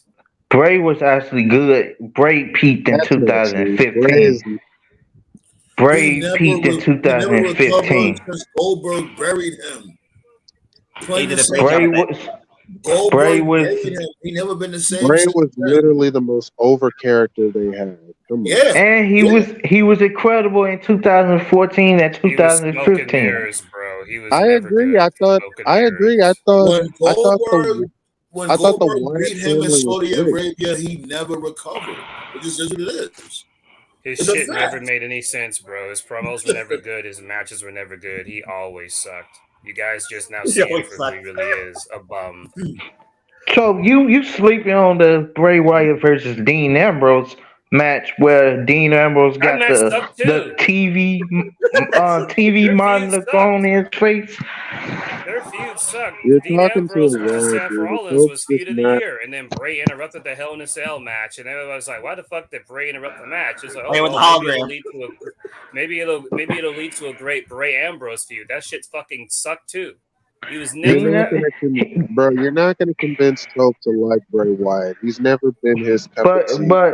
But do y'all remember that before Bray interfered in that cell match and stuff? What's his name? Ambrose was about to curb stomp, sat in like the cinder blocks. I would love to see that. Bray was only good one time his entire career, and he peaked in 2015. That's why I can't put all of it on Vince. Bray was only good one time. It's like, you can blame creative, but when the bell rings, that's on you. The only time Bray was worth a damn was when they did the Randy Orton Wyatt family stuff in 2016 going to 2017. It was a good story. Harper was like, yo, I don't trust this nigga. Bray was like, don't worry, I got you. It was different. And then he burned his house to the ground. Orton joined the Wyatt family. Orton joined that. It was good until they did that house of. It was good until they did that house of horrors, man. Right. It was good until the bell rang and they went out there at WrestleMania and they had a fucking stinker. If you can't go out there and have a top quality match with a John Cena or a Randy Orton, you're not going to be anything in this company. You're just not, period. And then he fucking lost. Yes, what's up, sir? Can I ask you a question real quick? Sure. Do you think that Bray is a good mind, a good wrestling mind? Yeah, I think he's a great mind. He just sucks in the ring. He's not a great wrestler. I think he'd be a great producer. I think he'd be a great writer for like a movie or something like that. I think y'all know Wes Craven, right? He's really good, like a horror movie shit. He'd be good at that. He'd be a good video game director. I think he'd be like a great booker, like Kevin Sullivan or something like that. But in the ring, like, no, he just doesn't have it. That's an interesting comparison. Kevin Sullivan, this dude Bray Wyatt.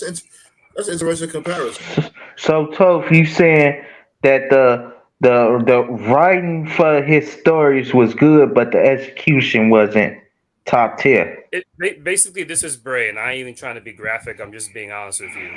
Bray Wyatt is that dude that had a crush on a girl for like 4 or 5 years, and he keeps talking about how he was going to talk to her. He keeps talking. It's like, bro, when are you going to talk to her? When are you going to make your move? And then finally, after 5-6 years, he makes his move. He asks her out on a date. She says yes. He's got everything planned. And then finally, you get in the bedroom and you fucking pop in 60 seconds. If you can't deliver when it matters, bro, I don't give a fuck. That's Bray. Remember from before he became the Fiend, he always lost. When he was the Eater of Worlds, right. He always lost, especially to John Cena. Right. So if it happens one time, all right, fine. That's one time. When it happens twice, that's a coincidence. When it happens 3 or more times, it's like, bro, you just can't blame creative. Like at some point, like you're part of it too. The dude just doesn't have it. He's smoke and mirrors. That's all he is. He should have won. He should have beat Goldberg and went into WrestleMania 36. Oh yeah, I agree with that. The Goldberg shit didn't help at all. Yeah. Because everybody here, I'm pretty sure everybody here would accept it. Would actually accept it if Reigns would have beat him over Goldberg. Because Reigns is there all the time and stuff. Let me find out Virgo Bay. Let me find out Virgo Bay is a big fan of the Nexus. You've been talking about the Nexus a lot lately. But like, I would like to clarify a statement that I made earlier today on King Mike's page. I said, "Oh, go ahead, that Logan Paul would be a horrible Money in the Bank winner." And here's the reason. Man, but I was. Okay. Black Star Cook. All right. Here's the reason why I think that he will be a horrible Money in the Bank winner. Does everybody here remember? Yo, I ain't allowed. My bad, Black Star. Yo, Marcus Brown. I ain't allowed, my dude. You're gonna have to go to the chat because it's really loud where you at. It may not sound loud to you. Do you guys hear that shit? Yeah. It's really loud where you at, my God. Hey, do you use headphones, Marcus, or do you use? I use headphones. Okay, I can take them out. To make some type of adjustment. Like I'm trying to take them out, my dude. You know what I'm saying? Okay, well, when you get time, Marcus Brown, go to when you get time, bro. Like either go to Target. No, hell, that's not even worse. That sounded even worse. You took the headset out.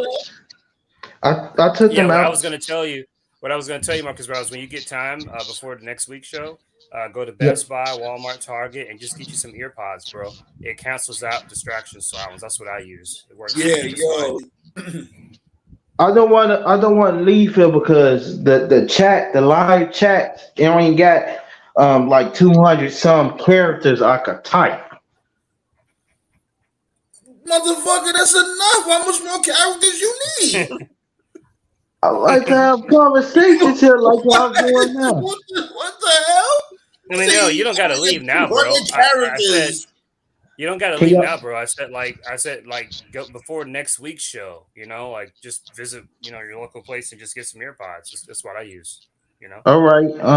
But Yeah. I was what we was talking about? We was about to let Black Star cook. You were talking about Oh, Logan Paul. he was talking about the Logan Paul thing, but I was trying to say that. Hold on. Oh, go Black ahead, Star, Black go ahead, Star. Black Star. Yeah, Okay. go ahead, Black Star.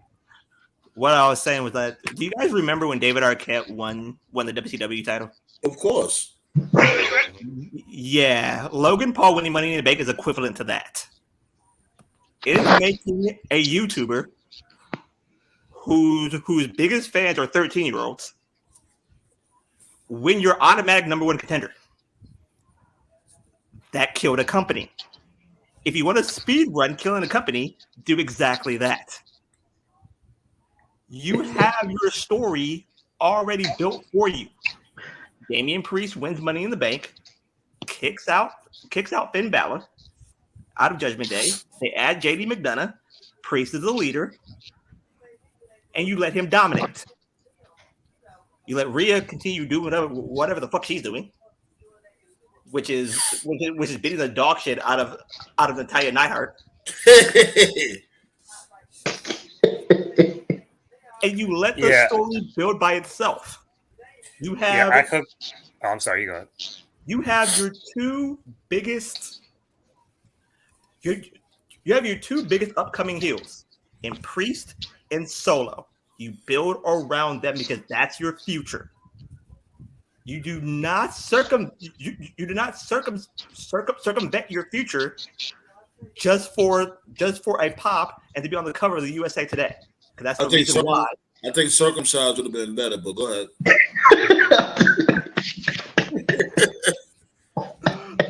I hear you, Black Star. Keep cooking. Because that's the reason why WCW did what they did, to be on the cover of the USA Today. You don't undercut your future. You don't undercut your future just for a one-time only, or just for a big bump in ratings for 1 week. No. I cooked on this this morning on our private Facebook group when they announced Logan Paul that he was going to be coming on Raw. Immediately, I knew he was going to be in Money in the Bank because it was like, what else is he going to do? He's not going to be inputted into any other program. He's not going to be added. Like, he's got nothing to do with the Civil War Bloodline stuff. Seth is feuding the Judgment Day. Like, there was no other spot for him but Money in the Bank. And I said, they're just going to fucking put him in the Money in the Bank match because they're creatively bankrupt. And if Logan Paul wins Money in the Bank, the real loser is no one in the match. It's not even the fans. If Logan Paul wins Money in the Bank, the real loser is Triple H. And the reason the real loser is Triple H is because for years, the narrative has been that Triple H is not like Vince. Triple H listens to fans. Triple H does not ignore the fans. And you have a guy like LA Knight who is over everywhere. They went to fucking Jeddah, Saudi Arabia for Night of Champions. LA Knight wasn't even on the fucking card. He wasn't even on the card. And Triple H is doing his press conference stuff, and the fans are chanting, LA Knight, LA Knight. And you can see Triple H was like legitimately bewildered, shocked, and confused. He was like completely held back by. He was like, "Wow!" Like, and you can't dismiss LA Knight like, "Oh, it's a Smart thing." The Smart fans like him.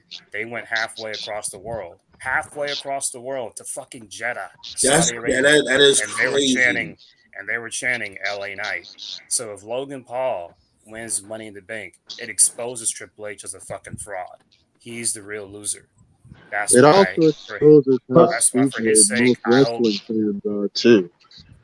Because a lot of fans were the only reason Logan Paul is in this match is because fans were complaining about lack of star power, which is crazy to me because they're the same ones that complain that no new stars are being put. But this ladder match is literally full of new stars that have never been world champions. Right, that's the point of Money in the Bank. That's why the whole point was to make a star.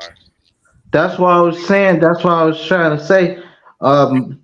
What King Mike was meaning he wasn't saying it like Logan Paul should just win. He was saying it the way like he's saying that WWE should not book because of smarts and stuff who they want. WWE should do the opposite. That's what he was meaning. I don't believe Logan Paul winning, but I was understanding what he was trying to say because WWE should only book for real wrestling fans, not for the fans who criticize everything they It's a do. very good chance that he'll win, unfortunately, because if you've been watching WWE for like the past, I don't know, 30 years, they love their celebrities and they book their celebrities over their own talents. Like to this day, people still ask why did Lawrence Taylor beat Bam Bam Bigelow? And the match wasn't really that bad. It really wasn't, but it made wrestling look bad. But that's what they did because they were trying to, as Black Star said, they were trying to get that buzz on Good Morning America, ABC, NBC, CBS, CNN, Fox News.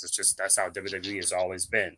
If Logan Paul wins Money in the WWE Bank, are more obsessed with celebrities yep, as they are with flamboyant gimmicks. they want Logan Paul to win, so that way he can have I'll the tell you Money in this the much Bank right as, now. as If click Logan, break, click break on his YouTube. They want him to win so he can be on TMZ and Jimmy Kimmel and all them talk shows. I mean, I guarantee you that's just gonna happen, and it's fucking stupid if because you got Logan LA Paul wins Knight, Money in the you got Bank, Damian Priest, If and the Logan thing is, Paul wins, I will rant on this fucking show the same way Sandman will if Jungle Boy becomes world champion.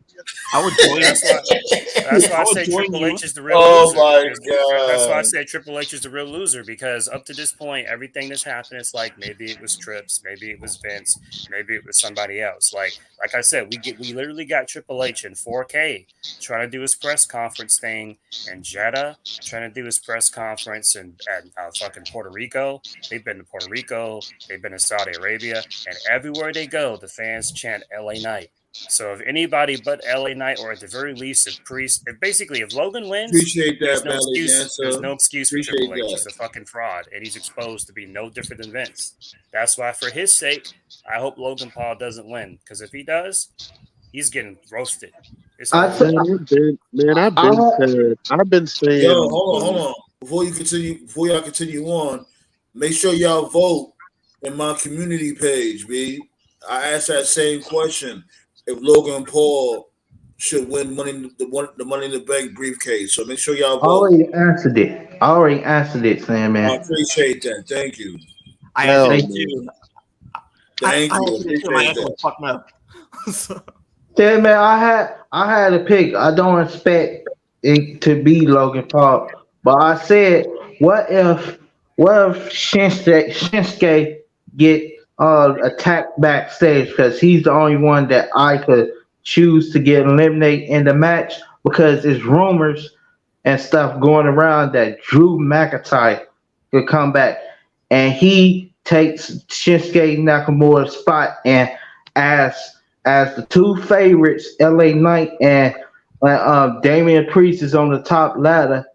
Um, it would be revealed later that Drew is actually replacing Priest I in the like your Judgment idea. Day. I like your idea, but what's most likely going to happen is Drew will come back at the end of Seth Rollins' match with Finn Balor after he beats Balor. He'll come back and he'll attack Seth. That's what's probably going to happen. And the problem is, if they do that in the UK, Drew will be cheered. So it won't seem like a heel turn if they do that. massively. But that's probably what they'll do. That's why I Oh, was man. saying he eliminates somebody and takes Shinsuke's spot and Well, as he doesn't need that. Drew doesn't need Money in the Bank though. He's a former world champion. You know, that's what I'm saying. If he wasn't a world champion, I would be more on your line of thinking. I was talking about this because I told Black Star earlier that Drew could win Money in the Bank and he holds it up to WrestleMania 40 as Gunther beats Seth Rollins in like October or something for the World Heavyweight title and holds the I title agree. I'm all for and, that. and he holds the title up to WrestleMania 40 and we get Brock versus Gunther at WrestleMania 40, and as Gunther retains his title, then bam, Claymore kick. Then as Drew is cashing in, we get like 10 extra minutes. And the ending is Drew hits 2 more Claymores and he wins the title like that after like 10 extra minutes of You got fighting. good I'm not ideas. gonna lie. Hold on. Wait. I'm not gonna lie. That is something refreshing. I'm not gonna completely shit on that idea because this dude McIntyre, he never won the Money in the Bank briefcase, right? No, Yeah, he no. never won it, He but he's a also former world champion, though. he also It'll be never a little beat refreshing, like how Marcus. I got you, TKO. I'm gonna let you go right after me. It is a little refreshing, you know what I'm saying? I can't completely shit on that idea. Like this dude come out of nowhere and catches this dude with the claymore and catches in the Money in the Bank briefcase. I can see that. What he should do is Hold on. Let TKO go I'm and then sorry. you go Black Star. I'm You sorry. good, you go Black Star, you good. But let TKO go, you go after him, Black Star. All right. Drew winning. Well, Drew winning Money in the Bank. There's a lot of rumors going around, but he's also never beaten Gunther, if I'm not mistaken, as well. Yeah, he lost to Gunther in his last. He got pinned.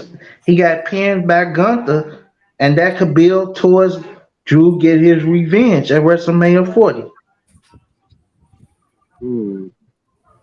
I'm not against the idea, but do you really think Drew is going to come back and win Money in the Bank? I mean, for all that, they could have just shoehorned Drew McIntyre in the match instead of Logan Paul.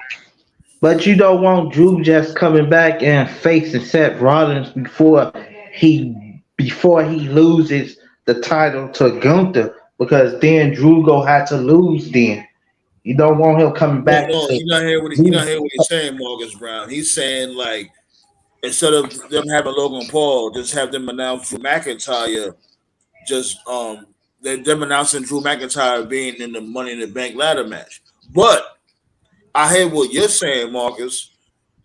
Have this dude Drew McIntyre beat up Shinsuke Nakamura because let's really be real, he's expendable. Have him beat up Shinsuke backstage, but nobody doesn't know who beat up Shinsuke backstage. It's like a mystery, and have the other participants go in there and do what they do, and then when whatchamacallit, who's Towards really the end of the match, hear Drew's song come up. yeah, like I ain't gonna lie, it's a refreshing idea. Not too refreshing, but it will build suspense. But It's I was not saying gonna go over also, well at I all. was also saying that as Priest is going up the top ladder and stuff, Finn he been showing little jealousy to Priest and stuff. You have Finn knock him off the ladder, and the one who replaces him is not JD. As JD gonna be feuding with Finn after Money in the Bank and stuff, but Drew replaces Priest in the group because you need that extra muscle in the group and stuff, and Priest provides that. And Drew is built similarly like Priest and stuff. He could be the one that replaces him in Judgment Day, and that's how you get Drew would Drew's not heel be a turn. good fit for Judgment Day, and I'm gonna tell you why. Drew does not have the Judgment Day vibe like Priest does or Hell no, It's JD a word. does. dream life.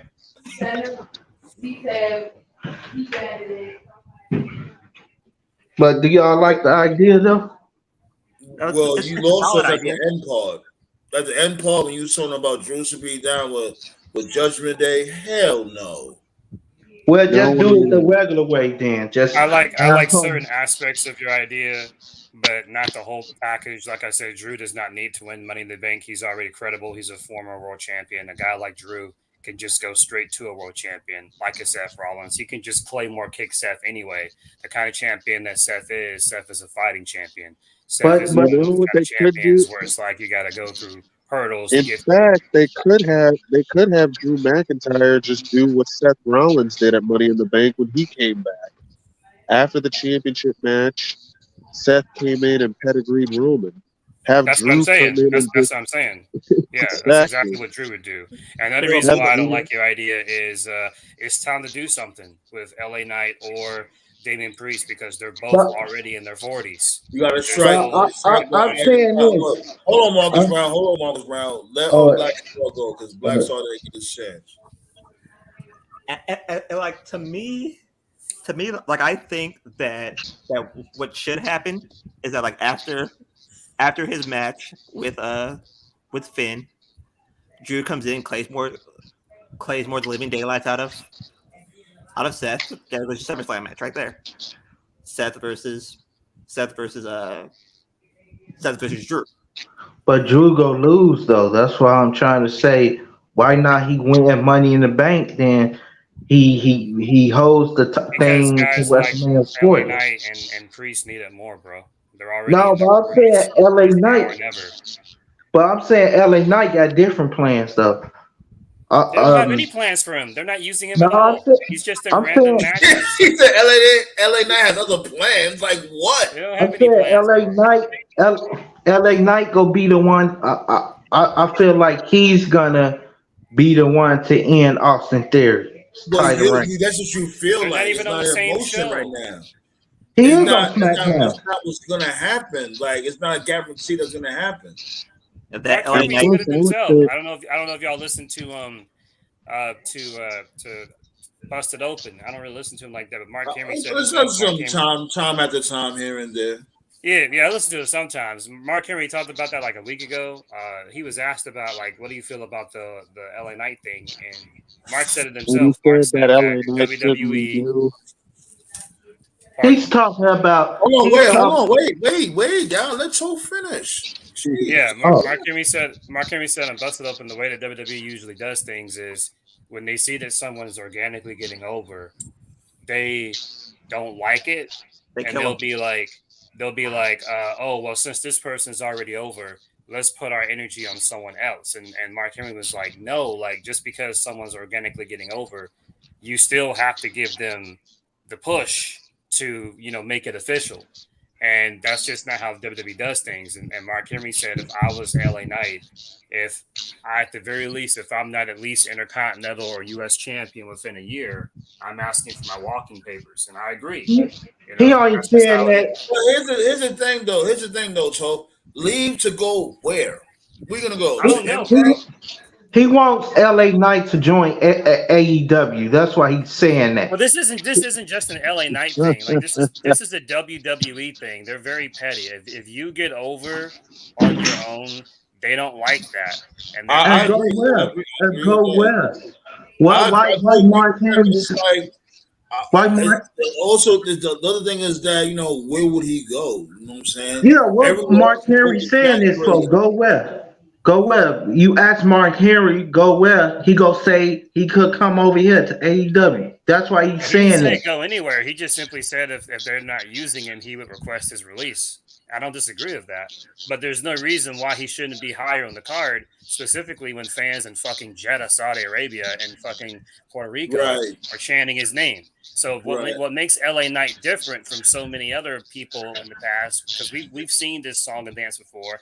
We've seen it with Christian and Rusev and Bad News Barrett. I mean, we've seen it with so many other people. But what makes LA Knight different is in the past, every time this happened, the excuse was always, oh, it's just the smart fans. It's just the smarts. It's the smarts, the casual fans. But LA Knight is getting cheered literally everywhere. So there is But all over the world. why do he need? All Why over the do, world. why do he need? Why do he need Money in the Bank to win the world title? He can win it some other way. Because he can't win He it. needs Money in the Bank because he's not even Can't being win it used, any other bro. way. He's not in any storylines. He's not being pushed. He's having random matches against New Day people losing. He's having matches against the Escobar guy. He's losing. He had outside of the Bray Wyatt thing, he hasn't had an actual real story of like. Nope. And even the Bray Wyatt thing wasn't. He hasn't. Nope, he hasn't. But even the Bray Wyatt thing wasn't even good. And did y'all see that story? Like Bray Wyatt wasn't even there. He this dude LA Knight, he was the story. Right. Did That's y'all why I say see? WWE is petty. They don't like it Yeah, when you get it's over like they by trying to yourself. sabotage him. And you know why? They The don't main like reason it. why they trying to sabotage him because he's an Impact guy. Let's really Yeah. be real. Let's go there. He's from Mhm. Impact. No, you're right. You're right. Because even though he's a loser now, I know he's a fucking weirdo, and you know nobody really gives a shit about him now. But I'll give the dude his flowers. When he was an Impact, EC3 was a he had a pretty nice gig going there. You know, he Hell was pretty yeah. good. He was good in the ring. He was good on the mic. He became more of a star in TNA than he ever did in WWE. And even during the Black and Gold days when NXT was good, he went to NXT and they didn't do shit with him. He was just there. And then And they What? just called him up to the main roster. And when they called him up to the main roster, they fucking buried him. They had him losing to Ambrose in like fucking 2 minutes. And he was just doing Oh, nothing. I thought you was talking check about this. LA Check this. Knight. Yo, check this though, right? This dude was saying the same thing. Remember, Eli Drake, LA Knight, when it came to the promo game and his when it comes to his wrestling ability, the move set, whatever, it was all the same. It's just that the right eyes wasn't watching him. He evolved Right. a little bit. Don't get it fucked up. He did evolve. Like you can tell he evolved because he was able to still talk in front of thousands of people. And don't even break character, don't get nervous, nothing. That night promo The on dude Monday been over. night, that was the promo that won me over. I thought you was talking about LA Knight loss against Ambrose. I was like, what? No, LA no, Knight he's did three. incredible in No, it. all I was really saying is that typically speaking in WWE, they don't like it when you get over by yourself, but more importantly, they I don't like agree. it I agree. when you We get can over all agree with elsewhere. that. Right, like when you get over elsewhere, it's like they're petty and they'll just treat you like shit for no reason. Like Bad News Barrett was not a WWE creation. That was Barrett. Zack Ryder, woo. He was the one that really started all this. He got himself over using social media via YouTube. They didn't like that. Rusev Day. No, hold on. Let's slow down. They did more than that. They took his channel. They took his fucking channel. Matt Cardona, Zack Ryder, whatever. They took his channel and made it WWE property. Yo, this dude was a fool for that. Zack Ryder was stupid for doing that. When EC3 got released, I remember after he got released, I remember I was like, Eli Drake, whatever you do, don't fucking go to WWE, because EC3 and Eli Drake are very similar in the sense that here are these two dudes who came up in the WWE developmental system and they really weren't used. And then they went to TNA and actually became somebodies. And I just said, if they did nothing with EC3, they're not going to do anything with Eli Drake. So then what Eli did, he met us halfway and he was like, okay, here's what I'm going to do. I'm not going to go to WWE as Eli Drake. I'll go to WWE as LA Knight, which is a different name. Smart. That name sucks. I still don't like that name. I don't like it either. But at least I understood why he did it, because it was like, if they mishandle him, you know what? They didn't fuck up Eli Drake. They fucked up LA Knight, right? So then he's in NXT, and even when he was in NXT, like, it was weird because it was like, this dude at the very least should be challenging for the North American Championship. Didn't win any titles down there. And he was already like in his late 30s. He was like 38, 39. It's like, bro, what are we doing, bro? Like, we got to use this guy now, like, while he's still... Because, when you get older, like, your metabolism changes and you can get hurt or whatever. Then they finally call him up to the main roster. Whoa. You forgetting. Remember, when he had that beef between him and this dude. What's my dude name again? To the moon! Cameron Grimes. He had a feud with.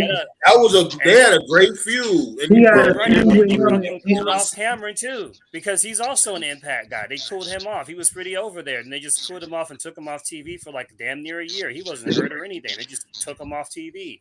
This company's so fucking petty, bro. But go ahead, Black Star. Like that promo on Monday night, that's what won me with LA Knight. I was like, oh my god. That was a funny. What he said to Logan Paul making videos for 15-year-old girls. What did he say? He said you got a guy that makes videos for 14-year-old girls and calls himself a megastar. Hey, what was that about? That sounds a little crazy right there. Did anybody notice? Basically style. saying his content is for underage chicks, and that's it. Because I strongly believe the reason why because a lot of people are like, why the hell is Cody facing Dominic? Why isn't he in Money in the Bank? I strongly believe that Triple H, he's stupid, but he's not that stupid. He knows that if they put Cody in the same Money in the Bank match with LA Knight, the fans are going to boo Cody, and they don't want that. So it's like, you know what? Let's just not put him in the match, which is probably smarter that way.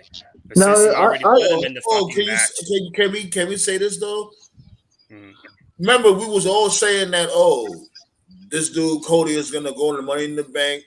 He's gonna win it, and he's gonna challenge this dude, the Tribal Chief, at SummerSlam. They call it shot. Almost everybody was saying that shit. So what if they pulled the audible and they didn't want to make it too predictable? Like I said, I think he gonna win the Elimination Chamber next year to get that next title shot because he's on Raw. Ain't no way he can get put on SmackDown. Definitely not now since he's not in the Money in the Bank match. He can't go to SmackDown. Are you kidding me? These dudes jump back and forth every single fucking week. Yeah, they did. The draft is like it never even existed. Yeah. These dudes jump back and forth. You got motherfuckers going to NXT.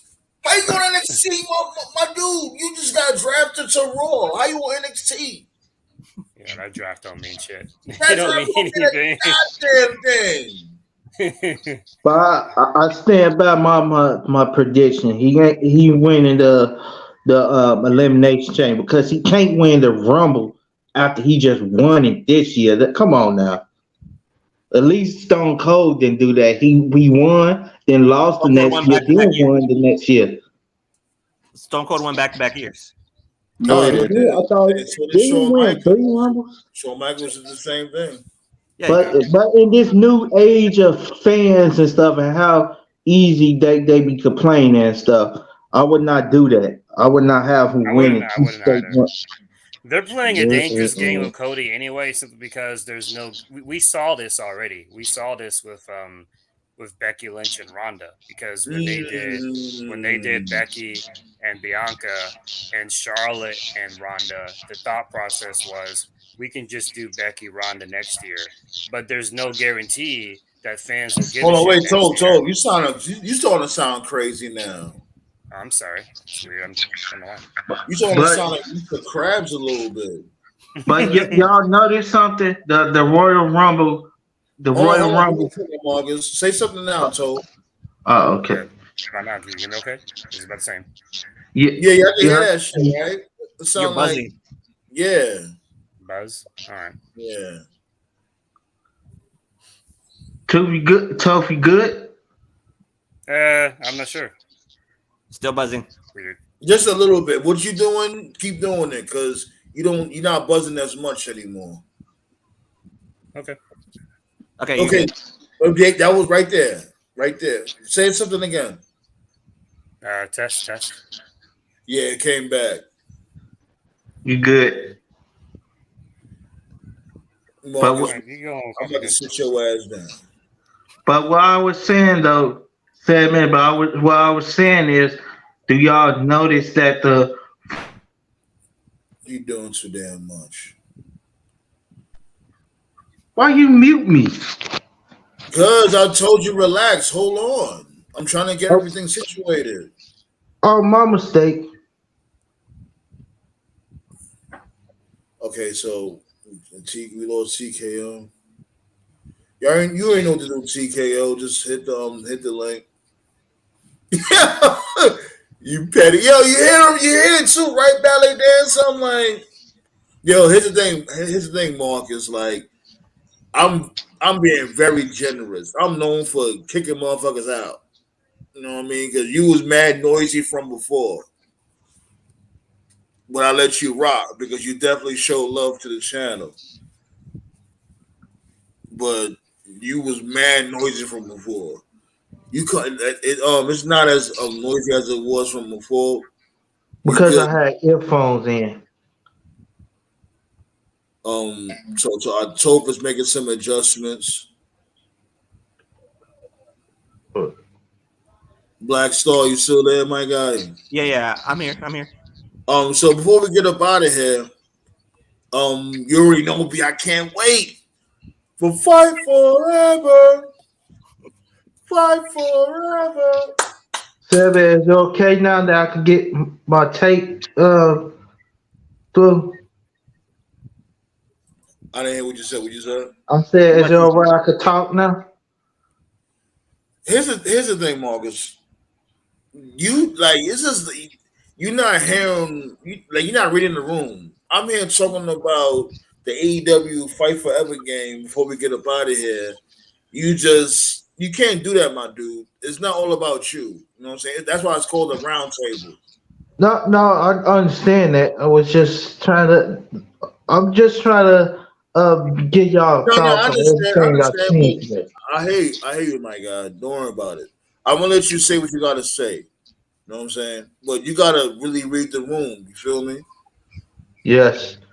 Um, Um, Tove, you good? I think it's because my Nah, earphones you are not perfect. fully charged. You good. You good. You good.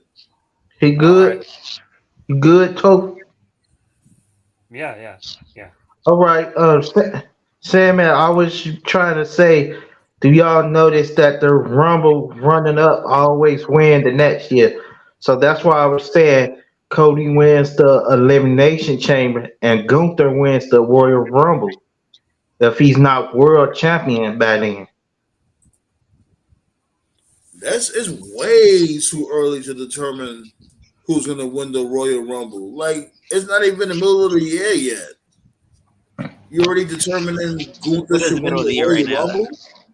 No, because I'm saying that because the runner ups to the Rumbles always win the next year. It happened with Brock. It happened with I believe it had. Did Drew come in second place and what? Nah, it No. happened the past 3 years, I believe. Tove, your thoughts? It's too early to predict what's gonna happen with the Rumble, Yeah. bro. Ask Yeah. ask me again. Like we start usually predicting that like after Survivor Series or something. Yeah, November. Because who knows? God forbid Gunther can get hurt. And I'm not Yeah, wishing that on yeah, him, but anything can happen. And he yeah. might What I miss was the saying, Rumble. right? What I was saying earlier is that there's no guarantee a person will be over a year from now, or that the fans will still care. That we saw that with Ronda and Becky, because the thought process was they can do it next year, and look what happened. They both cooled off, especially Ronda, especially her. So they're playing a dangerous game with Cody because it's like, oh well, we can just have Cody beat Roman next year. There's no guarantee fans will give a fuck next year. You know, that's why there's a saying in professional wrestling: "Strike while the iron's hot." But that's neither here nor there. They made their decision, and they're gonna have to stick with it. If it ends up fucking them over, then that's on them. But I believe that they had Cody lose because if he would have won, he would have had to keep winning, and he would never lose. He would be just beating everybody. He just Well, I win the think we title can on his all first agree. card. I think we can all agree the Brock feud would have made more sense if he was champion. It definitely would have made more sense because they still haven't given Brock a Yeah, reason for why he attacked Cody to begin with. right. Yeah. They gave I Tommaso can Ciampa admit too. it. I can admit it. Because, you know what I'm saying? I'm not surprised that he lost at WrestleMania, but it's like, y'all might as well have just made him win. You know what I mean? Mhm. If y'all was going to do this, like, what are we doing What here? I hate the most about Cody right now, and I fucking hate it when WWE does this.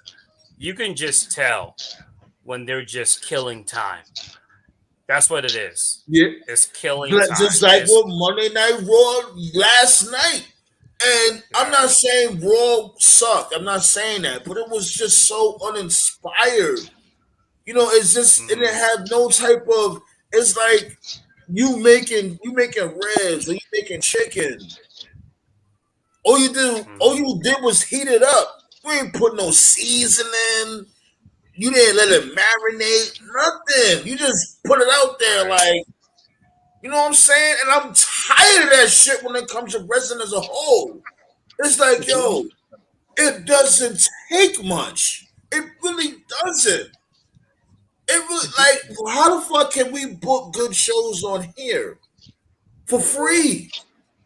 Matter of fact, I'm paying. I'm paying for this shit. So it's like, what the fuck? But y'all motherfuckers get paid thousands, millions of dollars to do nothing. They're doing the same shit with Cody that they did with Cena in 2012, where he was just, remember, what was it? It was a filler feud with John Laurinaitis, with Big Show, the dumb shit up with with The Rock. AJ Lee. Yeah, they were just killing time. It was like we have a year before Rock Cena, so let's just kill time with this random shit. That's what they're doing. Like, because after Roman beat him, okay. After Roman beat him, it's like, okay, Roman's gonna be doing the bloodline shit. What's Cody gonna do? Let's have Brock attack him. Why? Because fuck you. That's why. Oh, what? What's that? Brock's not gonna go to London. All right, he'll fight Dom. Why? Because fuck you. That's why. It's just random. It's just we're gonna kill time for 10 months, and it's like when you do that, it makes fans not care. And then you scratch your head when they start to get booed. To be fair, to be like completely fair about last night, they gave a good enough reason for Tommaso Ciampa beating up The Miz. Because the beginning was on point. The beginning of Raw was on point, and then that shit just fell off a fucking cliff after that shit. Nothing really it was story progression, but it takes more than that. Make this shit fun, make it exciting. Can you really get mad at them though, because they build stories and stuff. It's not all about the matches. I'm not mad, and shouts go out to Ballet Dancer for always showing love. Thanks a lot. This is my thing. I'm not angry. I'm just, I guess you could say, just a bit frustrated, just a tad, because let's really be real. We're not getting paid off this shit. No, but we've been lifelong fans, and it's like you see the fucking answer right in front of you. Just do it. It's not gonna cost you anything. Just be creative. The only issue I had last night was when Rhea beat the shit out of Natalia. It's like, where are we going with this? Like, why? You know what I mean? And I heard the rumor is that Rhea Ripley is injured. Her leg is injured because she has a knee that pops in and out of place, which is painful as fuck. I knew somebody that was just like that. They had a knee that pops in and out of place. That sucks. And shouts go out to her for still being around and, you know what I mean, having matches, whatever the case may be. She has had the injury ever since she played soccer. So that's crazy. My thing is this, right? Then just don't have her wrestle all the damn time. You know what I mean? Have her around. Yeah. She's supposed to be Dom's mommy. Have her do that until, you know what I mean? And then so Nia doesn't have to get buried every single week. What is the point of this? Rhea's making poor Natty her prison bitch. Yeah, she's putting cupcakes on her tits. Yeah, they're doing that because they don't got nobody.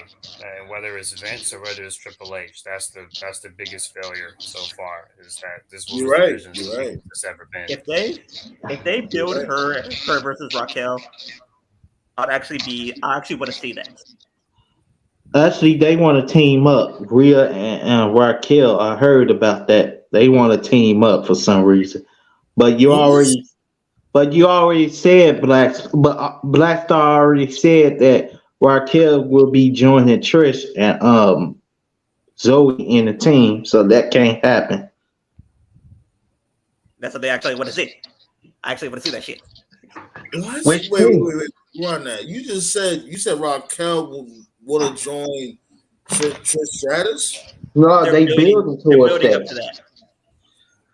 Why? Becky interfered in the match and Raquel was frustrated. Yeah, I know. Yeah, because Becky Lynch is fucking stupid. That's why.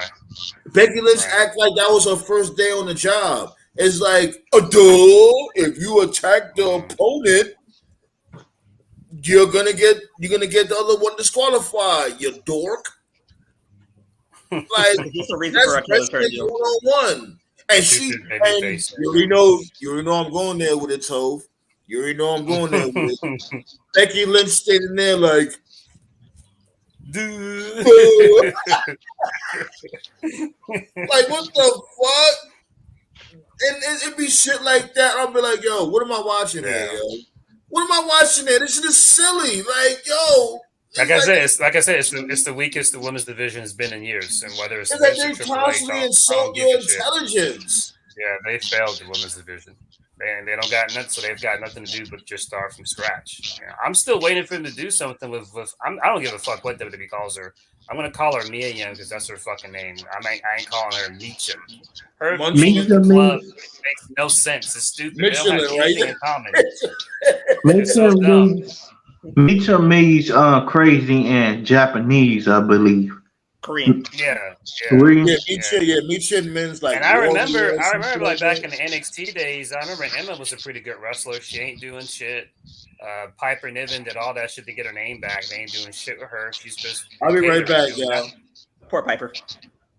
Yeah. I'll be right back. Y'all go ahead. All right. Yeah, they totally dropped the ball in this women's division. But y'all, everyone think the women's division is not going that well. But when WWE pushes the women, they still get complained, be like, "Oh, that woman is not ready," or "She's terrible," or "Can we get somebody else?"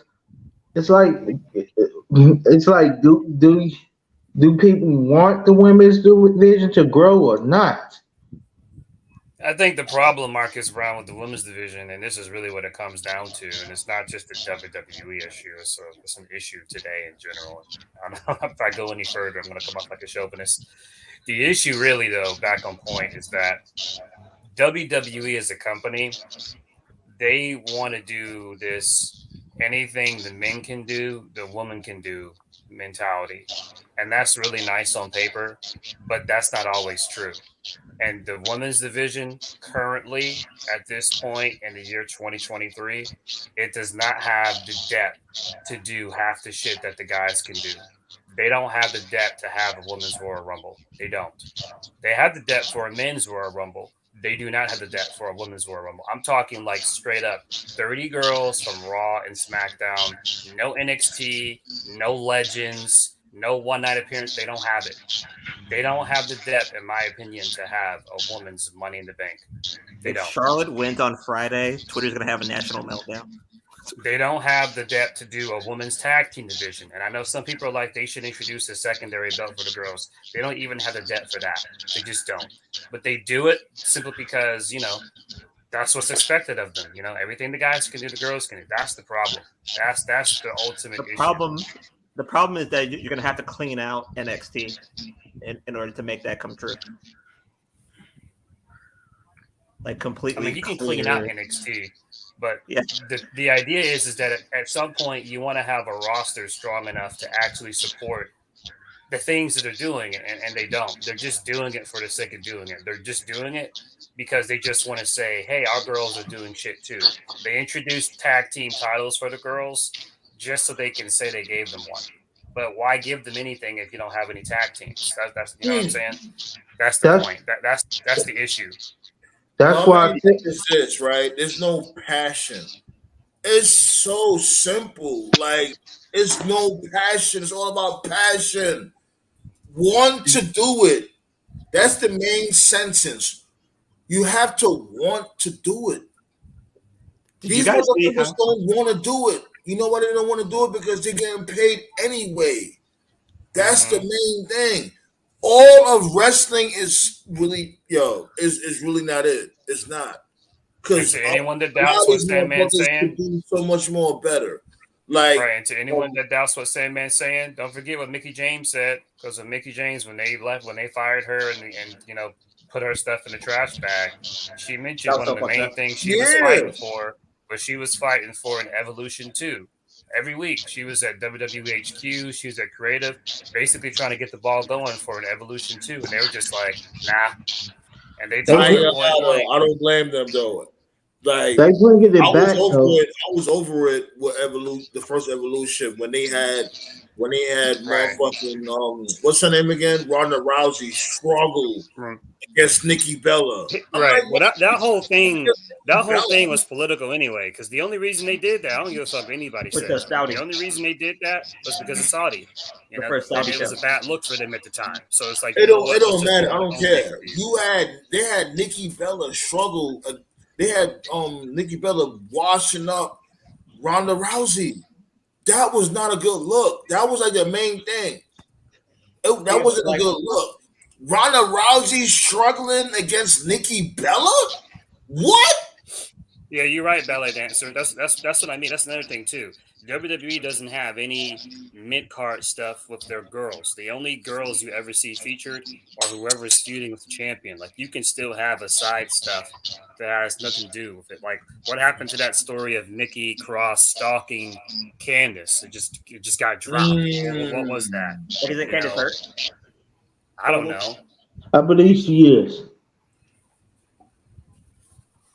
I believe Yeah, I she haven't is. seen Piper. I always said from before, the stories get the characters over.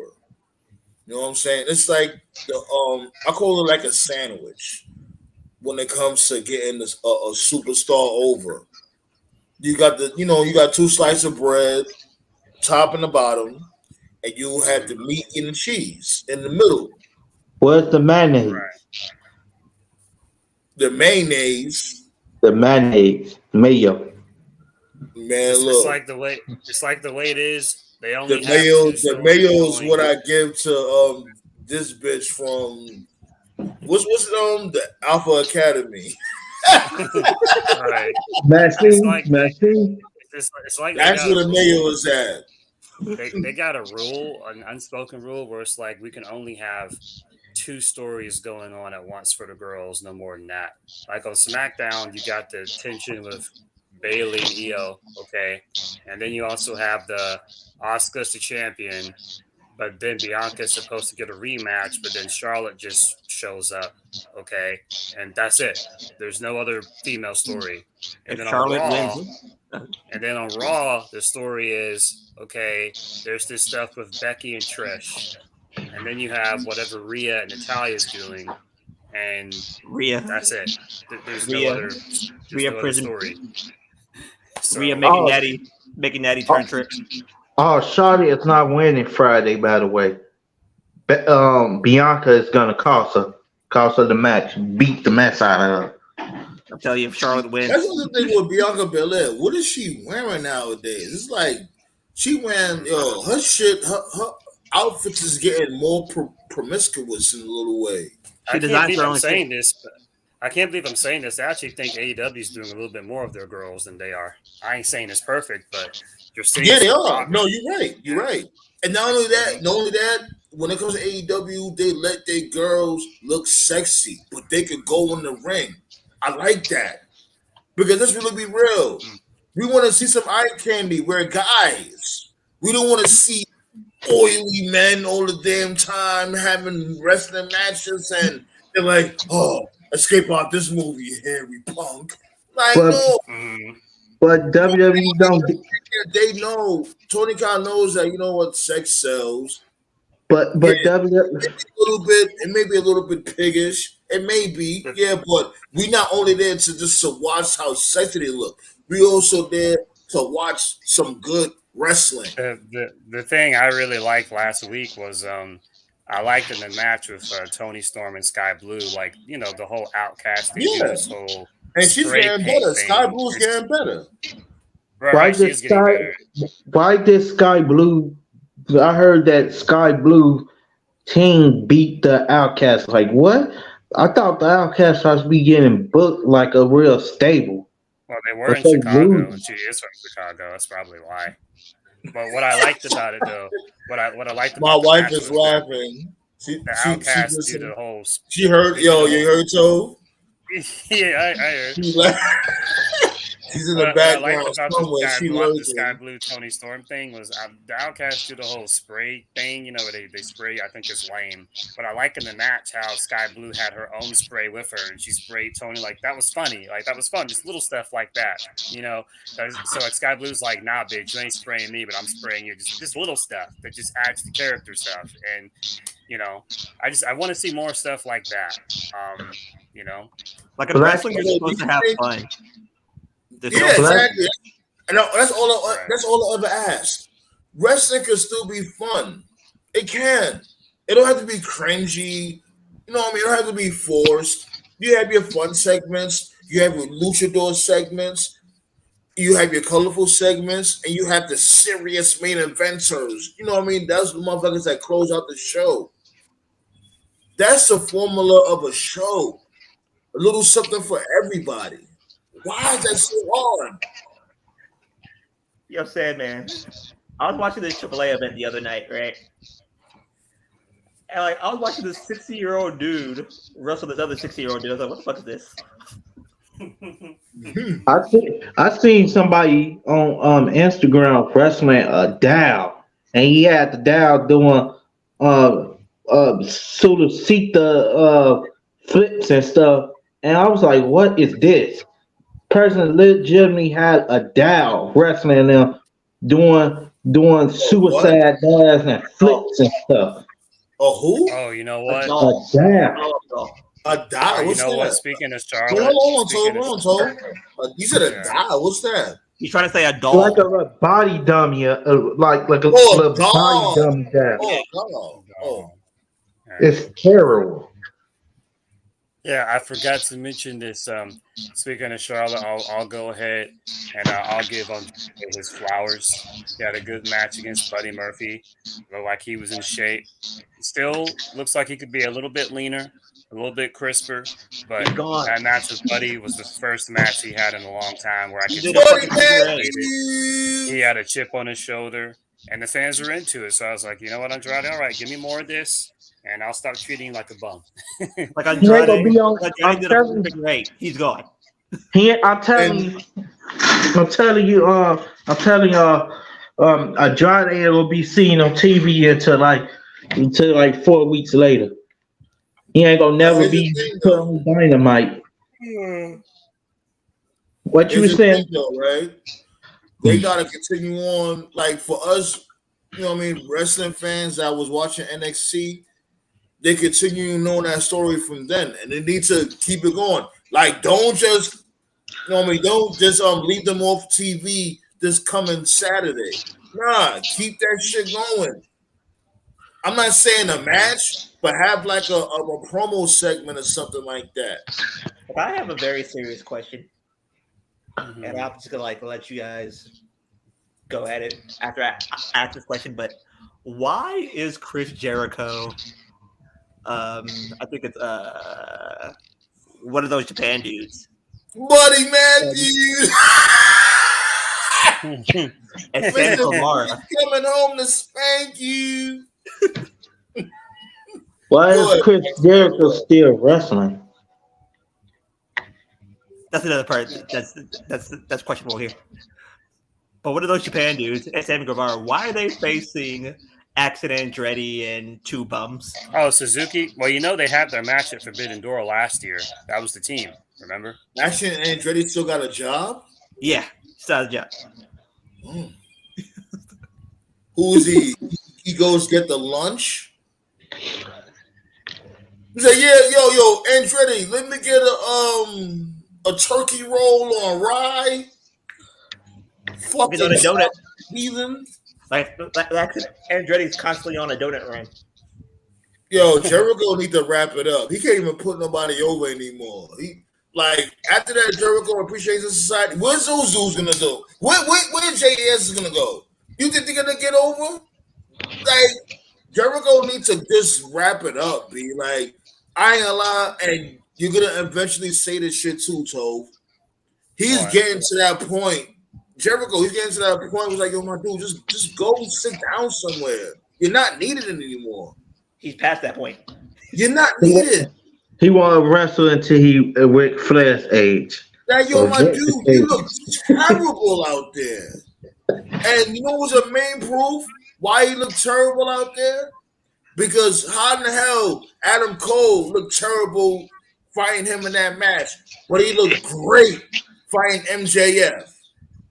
Yeah, but because you're just gonna ignore the fact that he had a great match with Roderick Strong. You can't do that when it doesn't fit your narrative, bro. No, hey, hold on. Okay, that's one. Where's Roderick Strong? Here's the thing, right? I'm doing the schematics in my head. When he was a Ring of Honor champion, he had like what 2 or 3 good matches. That Adam Cole match was bad because everything about it was bad. That's why it was bad, bro. The story to the match was bad. The match itself was bad. The shit with Sabu was stupid. It had nothing to do with anything. It also didn't have other matches on the show. That Sabu, he wanted to he needed some bear money. Right. So the person you need to really be angry at, I'll tell you really want to hold accountable. The person you really got to hold accountable is TK. Because TK that's too easy. That's too easy. No. I'll hold TK accountable because TK clearly didn't know Adam Cole's strength, because as a booker, it's your responsibility as a booker to know, hey, is this kind of match going to benefit you or is it going to hurt you? Adam Cole is not that guy, bro. Adam Cole is not the kind of dude. Oh my God! Have a hardcore match. That's not him. No, I'm tired of you hating. I'm not. You're not even letting me finish, bro. Adam Cole is not that dude. He's not a Moxley. He's not an Omega. He's not a dude that has brawls and hardcore match. That's not him. Adam Cole is a bell-to-bell guy. He's the dude that you go in there and you just have a regular 20-minute, 25-minute, 30-minute match. That's his specialty. Wait a minute. Booked him to do what that about that match against O'Reilly? None of their matches were good, bro. None of the matches in NXT were good, bro. Their matches in NXT were horrible. That was Triple H, Shawn Michaels. We're gonna have this long played out brawl that goes 35 minutes. This shit was not good. But as far as a wrestler, Adam Cole is fine. He can have a great wrestling match, but he can't have a false count anywhere, no DQ. So you're saying Adam Cole is best when he was facing Aleister Black?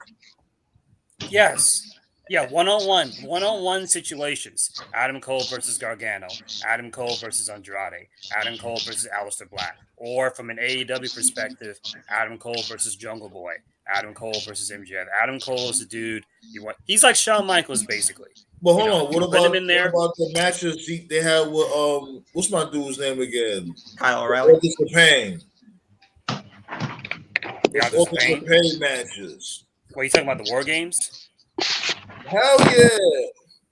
Honestly, those War Games matches only picked up when the big guys went in. That's the truth. That's the truth. The big guys carried those War Games matches. Yo, you a hater on Adam Cole. Yo. No, go back and watch, bro. Go back and watch that War Games match. It was boring when the small guys were in there. It picked up when the big guys went in there. You know why? Because the big guys actually do the dangerous shit. All the crazy bumps. He didn't do anything that whole match. Go back and watch it. I watched it live, so I know exactly what match you're talking about. The one person that Cole has to thank for building his career is Kevin Owens. Because Kevin Owens was the one who picked his song at ROH.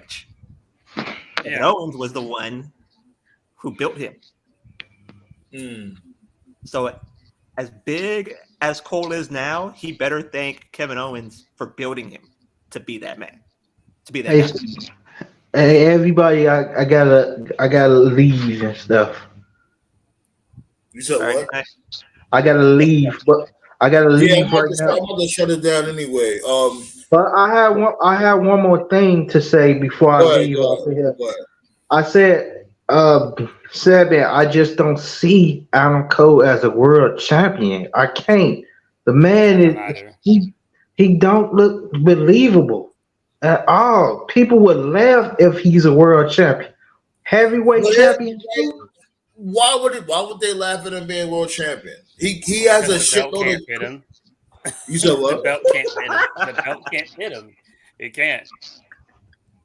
They would literally have to make a new belt for him. That's not even me being mean. The belt legitimately can't fit him. So. Not at all. Like, come on! It would look like a 5-year-old holding the title, walking around with a prop toy. Adam Cole is a world champion on a smaller level. Like he could be Ring of Honor champion or NXT champion. All respect to those federations. He can be those champs because those were smaller on a smaller scale. I I don't could even see him. I could even see him as an Impact champion, but like a WWE champion, Universal champion, or even AEW champion. No, but that doesn't mean he like I can't be don't over. I don't get the people talking about that Johnny Gargano is a world champion. Like, come on. He's not believable either. He's not. Yeah. Now with that, I totally agree. And I fucks with Gargano, but no. Gargano's the type I would love to see him bring back the cruiserweight belt. Like I And heard bring they're back the planning. cruiserweight division. Now him bringing back the cruiserweight division on the main roster, that'll be awesome. What I heard that they're planning Gargano and Ciampa against Owens and Zayn. See, that fits him a tag That'll be a team. good match. That'll be a real good match. That I don't fits see him how a that's tag gonna team. work. I don't see how that's gonna work. Yeah, because on some real shit, I remember the first time they had got called up, just for a short period of time. Yeah, the crowd And didn't know who the fuck they were. yeah, DIY, they faced up with the bar, and I'm like, why they have them face to face like that? It looked like the bar was fighting children. Yeah, All right, I don't see that Yeah, working yo. because we're already at the end of June.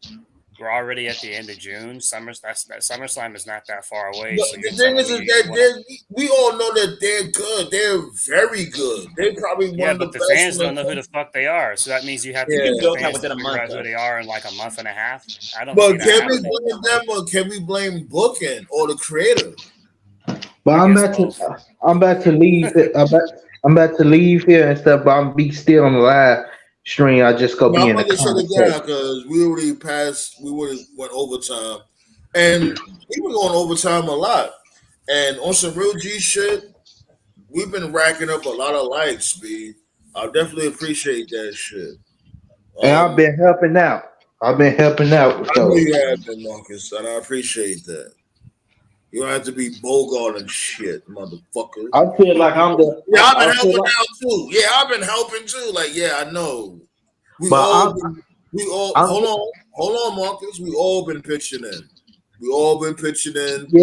yeah. Making it pop. All of Yeah. us. But I'm the tribal chief of the comments. Can't take that. You doing too damn much. Now you gotta get the fuck up out of here. Shit is.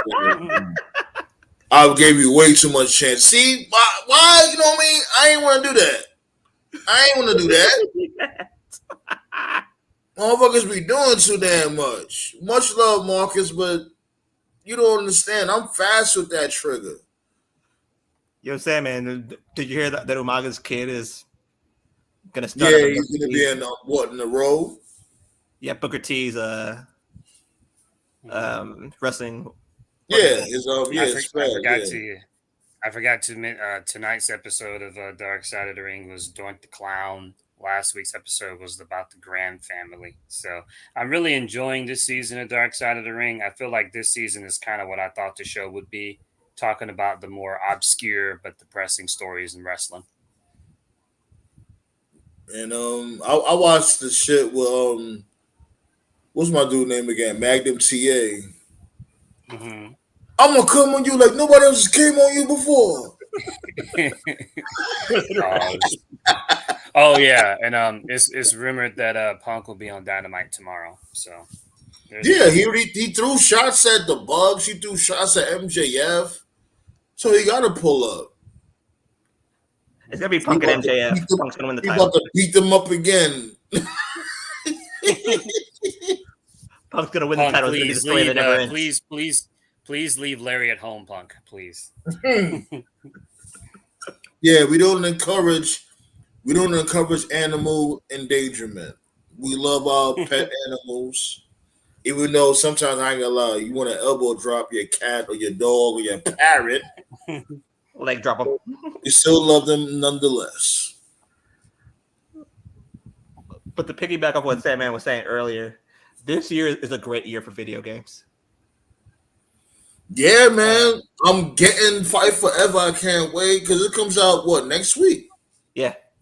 Fight Forever Great, come out great, next very, week. very, very important release because they spent a lot of money on this. It needs to be successful, and from what I'm hearing and from what I'm seeing, like I said, I don't know much about wrestling games, but basically, as far as I understand, this game is the old N64 No Mercy, just on steroids with some modern day quality of Yeah, life stuff. So if you grew up on like those old THQ N64 wrestling games, like No Mercy, WrestleMania 2000, This, WCW, NWO, Revenge. If you grew that up was on the those greatest. games, you're gonna That was the you're greatest gonna game of all love the time. game, right?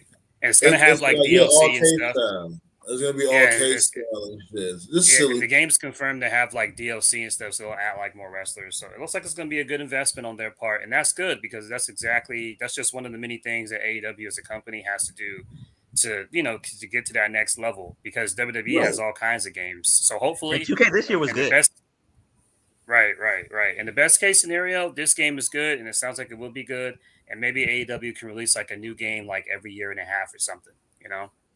Hopefully. I'm all for it because, like I said, I don't want AEW to die. I want MLW to, you know what I mean, get some more bread also, so they could come up and have one of them top channels or top streaming services too. I love wrestling, B.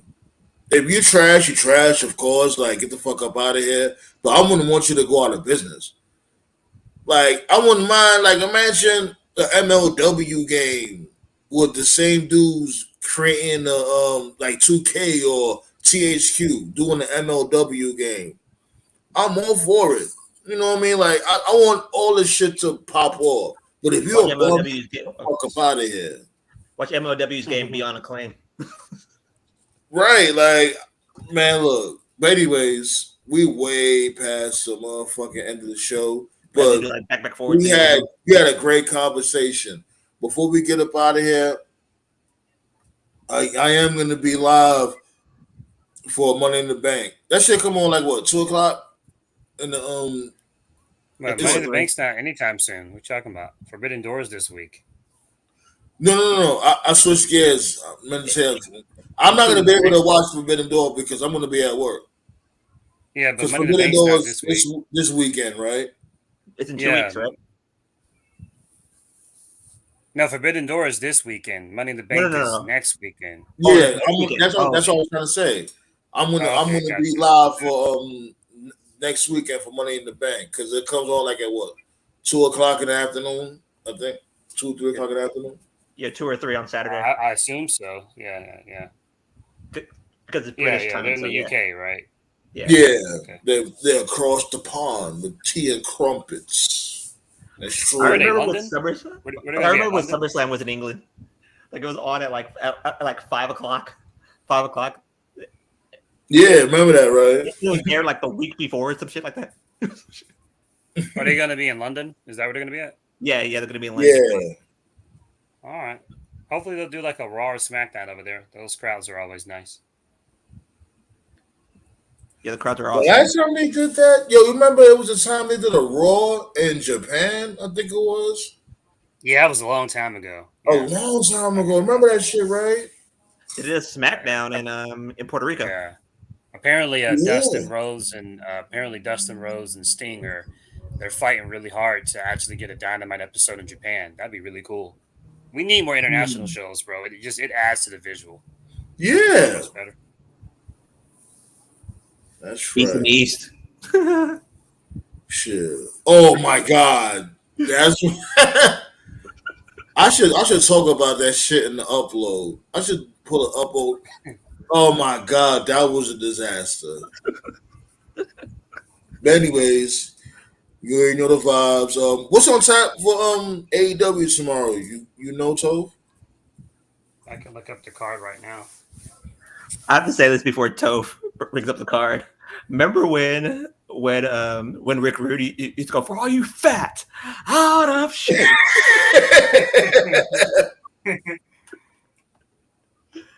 Basically, that's how I used to say scumbag. For all you scumbags, hit the music. Okay, let me pull that right now. See what's going on. Okay, here we go. What we got here? Let's see, we got this is the go home show, the Forbidden Door. First of all, okay, right now the card is looking like Chris Statlander against Taya for the TBS Championship. Okay, makes sense. We got a concession stand brawl. Mark make sense. Briscoe versus Jeff Jarrett. Is it a Orange concession? Cassidy and yeah, it's the anniversary of it's an anniversary of a brawl from like a long time ago. It makes no sense whatsoever. The Hardys versus the Guns.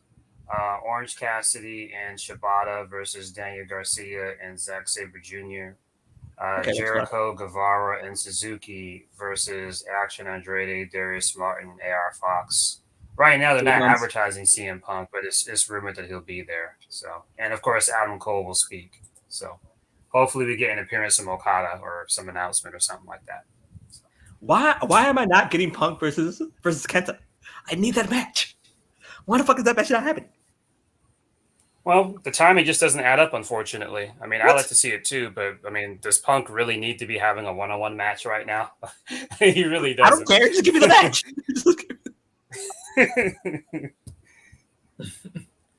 Well, I'm about to shut it down though. And I ain't gonna lie, that call sounded so uninspiring, but I am intrigued to see what CM Punk is gonna say. Now Punk comes back as for all you fat, out of shape. Yeah, he's still doing that dance. Daniel Garcia, I guess. He low key biting off my dude though. What's my dude name from MLW? Well, he used to be in MLW. I forgot his name. Oh man, what's my dude name from MLW? That Puerto Rican dude. You know what I'm talking about? Tove. Yeah, I know you're talking about. Yeah. Damn, I'm mad I forgot his fucking name. That was my dude. I'm late, by the way. I just found out that LAX. I just found out LA Park and his sons, they got fired from MLW for going into business for themselves. I'm so late. Yeah. Mm-hmm. Yeah. The Parker was funny. That was funny. We're gonna leave with this. Boomaye, Boomaye, Boomaye, Boomaye, Boomaye, Boomaye, Boomaye. Y'all know who the fuck I'm talking about.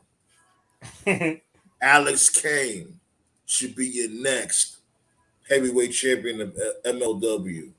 That's it. That would be awesome. That's it. Boomaye. What happened? Silverstone? Yeah, we're hoping so. He's got a match against him. Yeah, they got a title fight later this summer. Because remember, he won the Battle Riot. Right. Mm-hmm. Oh, he did. Yep. Mm-hmm. Boomaye. But yeah, B, we up out of here, B. Boomaye, Boomaye, Boomaye, ya bum. Alrighty.